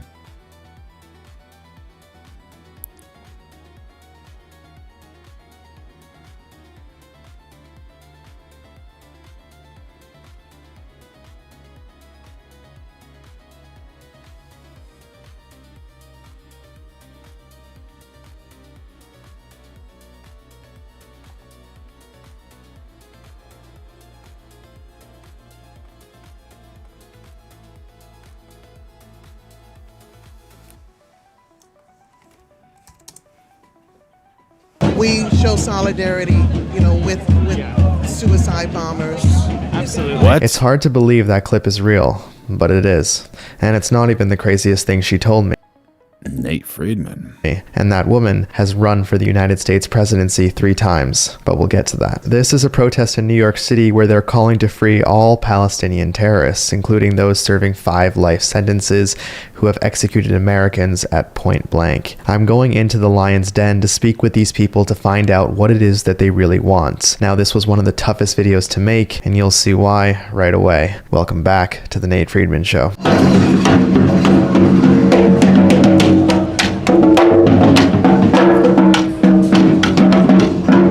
Rabbi, Yitzhak, can we talk? What would it say? Yeah, can we talk about how am I a Zionist terrorist? Yeah, I'm here, but how am I a Zionist terrorist? Can you explain how? How? Yeah. Can you explain how? Like you here, no negotiation with terrorists like you. Oh, so you don't negotiate with terrorists? No, like you. Okay, how am I a terrorist? This guy's calling me a terrorist. Oh yeah, stop with the Islamophobia in New York City. Stop with the Islamophobia? Yes. Okay, what Islamophobia are you talking about? You were spreading Islamophobia when you went to Times Square that day. This guy's a fucking troll, man. I recognize him. Don't waste your time. He just wants bad attention, good attention. Just Okay, and how was I spreading Islamophobia? You were pushing people to make people hate Islam, and then they attack Muslims. Do you have a specific thing that I did that we can talk about? You met Didn't know about this. with Tommy Robinson, the piece of shit garbage guy. Yeah, he does great work. What's that? He does great work. How? Because he's a big Islamophobic? Well, what is Islamophobia? Somebody who hates Muslims and pushes people to hate Muslims. Okay, why do you think Islamophobia is growing? Because more people hate Muslims because of the propaganda going on in the U.S. Do you think that has to do with the top 10 terrorist organizations? Do you think it has to do with the top 10 terrorist organizations being Muslim? Could be, but it could be. It's unrelated, though. Well, depends. Okay. But unfortunately, not all Muslims are bad, so there are good Muslims and also bad Muslims, just like Jews and Christians also the same thing. They are good. But it's just the media nowadays are spreading massive anti-Muslim propaganda in the country. Okay. So about the Times Square video, is there anything specific? I know you mentioned Tommy Robinson, but about that video, something that you disagreed with that I did? Oh, you were looking at the people praying in not a grateful way, and then you were saying that they're here to take over. Well, they said they're here to take over. Let them know that we are taking over New York City. Who, the guy with the beard? Yeah, he said we are taking New York City over. Talking about SQ? Yeah. The guy with the beard? Yes. Don't talk to me. We're having a nice conversation. What's wrong with this conversation? He's your friend? Okay. Muslim, yes. He's a Muslim, my friend. He's wearing a kippah. Yes, because he respects us, not like you terrorists. Because he respects us, not like you terrorists that you are not respecting any human being in the world. I'm not respecting any human. I'm not respecting babies. You are respecting dogs more than babies. We respect everyone. We just don't want racism. That's all. Okay. Don't So anything specific about the Times Square video? No, I know. Okay. You will take it out from the We're having a nice. Can you just listen? I want to talk about the guy SQ with the beard. Yeah. I know he's a little like a crazy guy a little bit, but don't take him. Like not all Muslims are like him. So. Oh, so he's crazy. The guy that's leading the entire thing is crazy. SQ is crazy. SQ is crazy. So the guy that led the entire prayer. Because he's the one who a lot of Muslims were against that. Actually, they didn't want it to do that. I didn't see them at that. There was a lot of comments. If you go online, you'll see that they back to his video. His channel is way of life SQ. Yeah. So what brings you here? I'm here with my friends, with my brother. Yeah, this is a little wild. So this guy over here, he's actually a Muslim, but he's wearing a kippah, which is like the traditional Israeli hat. And then he's been identified as a Zionist. Don't know how accurate that is, but I think he's of Jewish background. And so there's like a bunch of like switching and this and that and not too much like honesty going on over here. But yeah, this is some wild stuff. And is it propaganda? Is it not? You never know. You never know. It is an unfortunate situation. And I think that one of the most important things is to just try to do what you can in your everyday life with yourself, your family, your friends, your community, the good people around you. And yeah, we're going live every single day of 2026. So make sure you all like, subscribe, turn on those notifications, become a member if you want, and throw in some super chats if you want. And yeah, we're gonna end this one here, and we're gonna set up an amazing one for tomorrow. Yeah. Definitely, Barry. I think a lot of people agree with you. Definitely.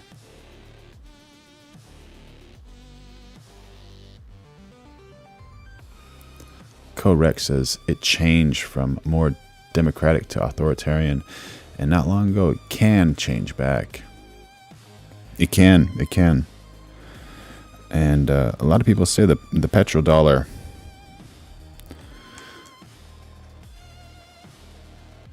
has something to do with the Strait of Hormuz too, so we'll see. Yeah. Yeah, it's so wild. Everything is so intertwined. So intertwined.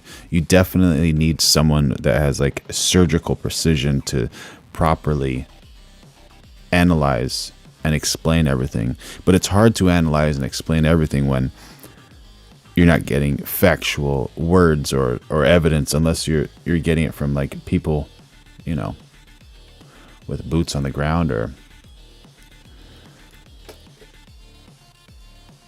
true actual knowledge in the meetings. So yeah. All right, y'all. I love you. The Lord loves you. And until next time, we will see you soon. And don't let those haters try to ruin your day. Just let it roll off of your back like water does off of a duck's back. Until next time.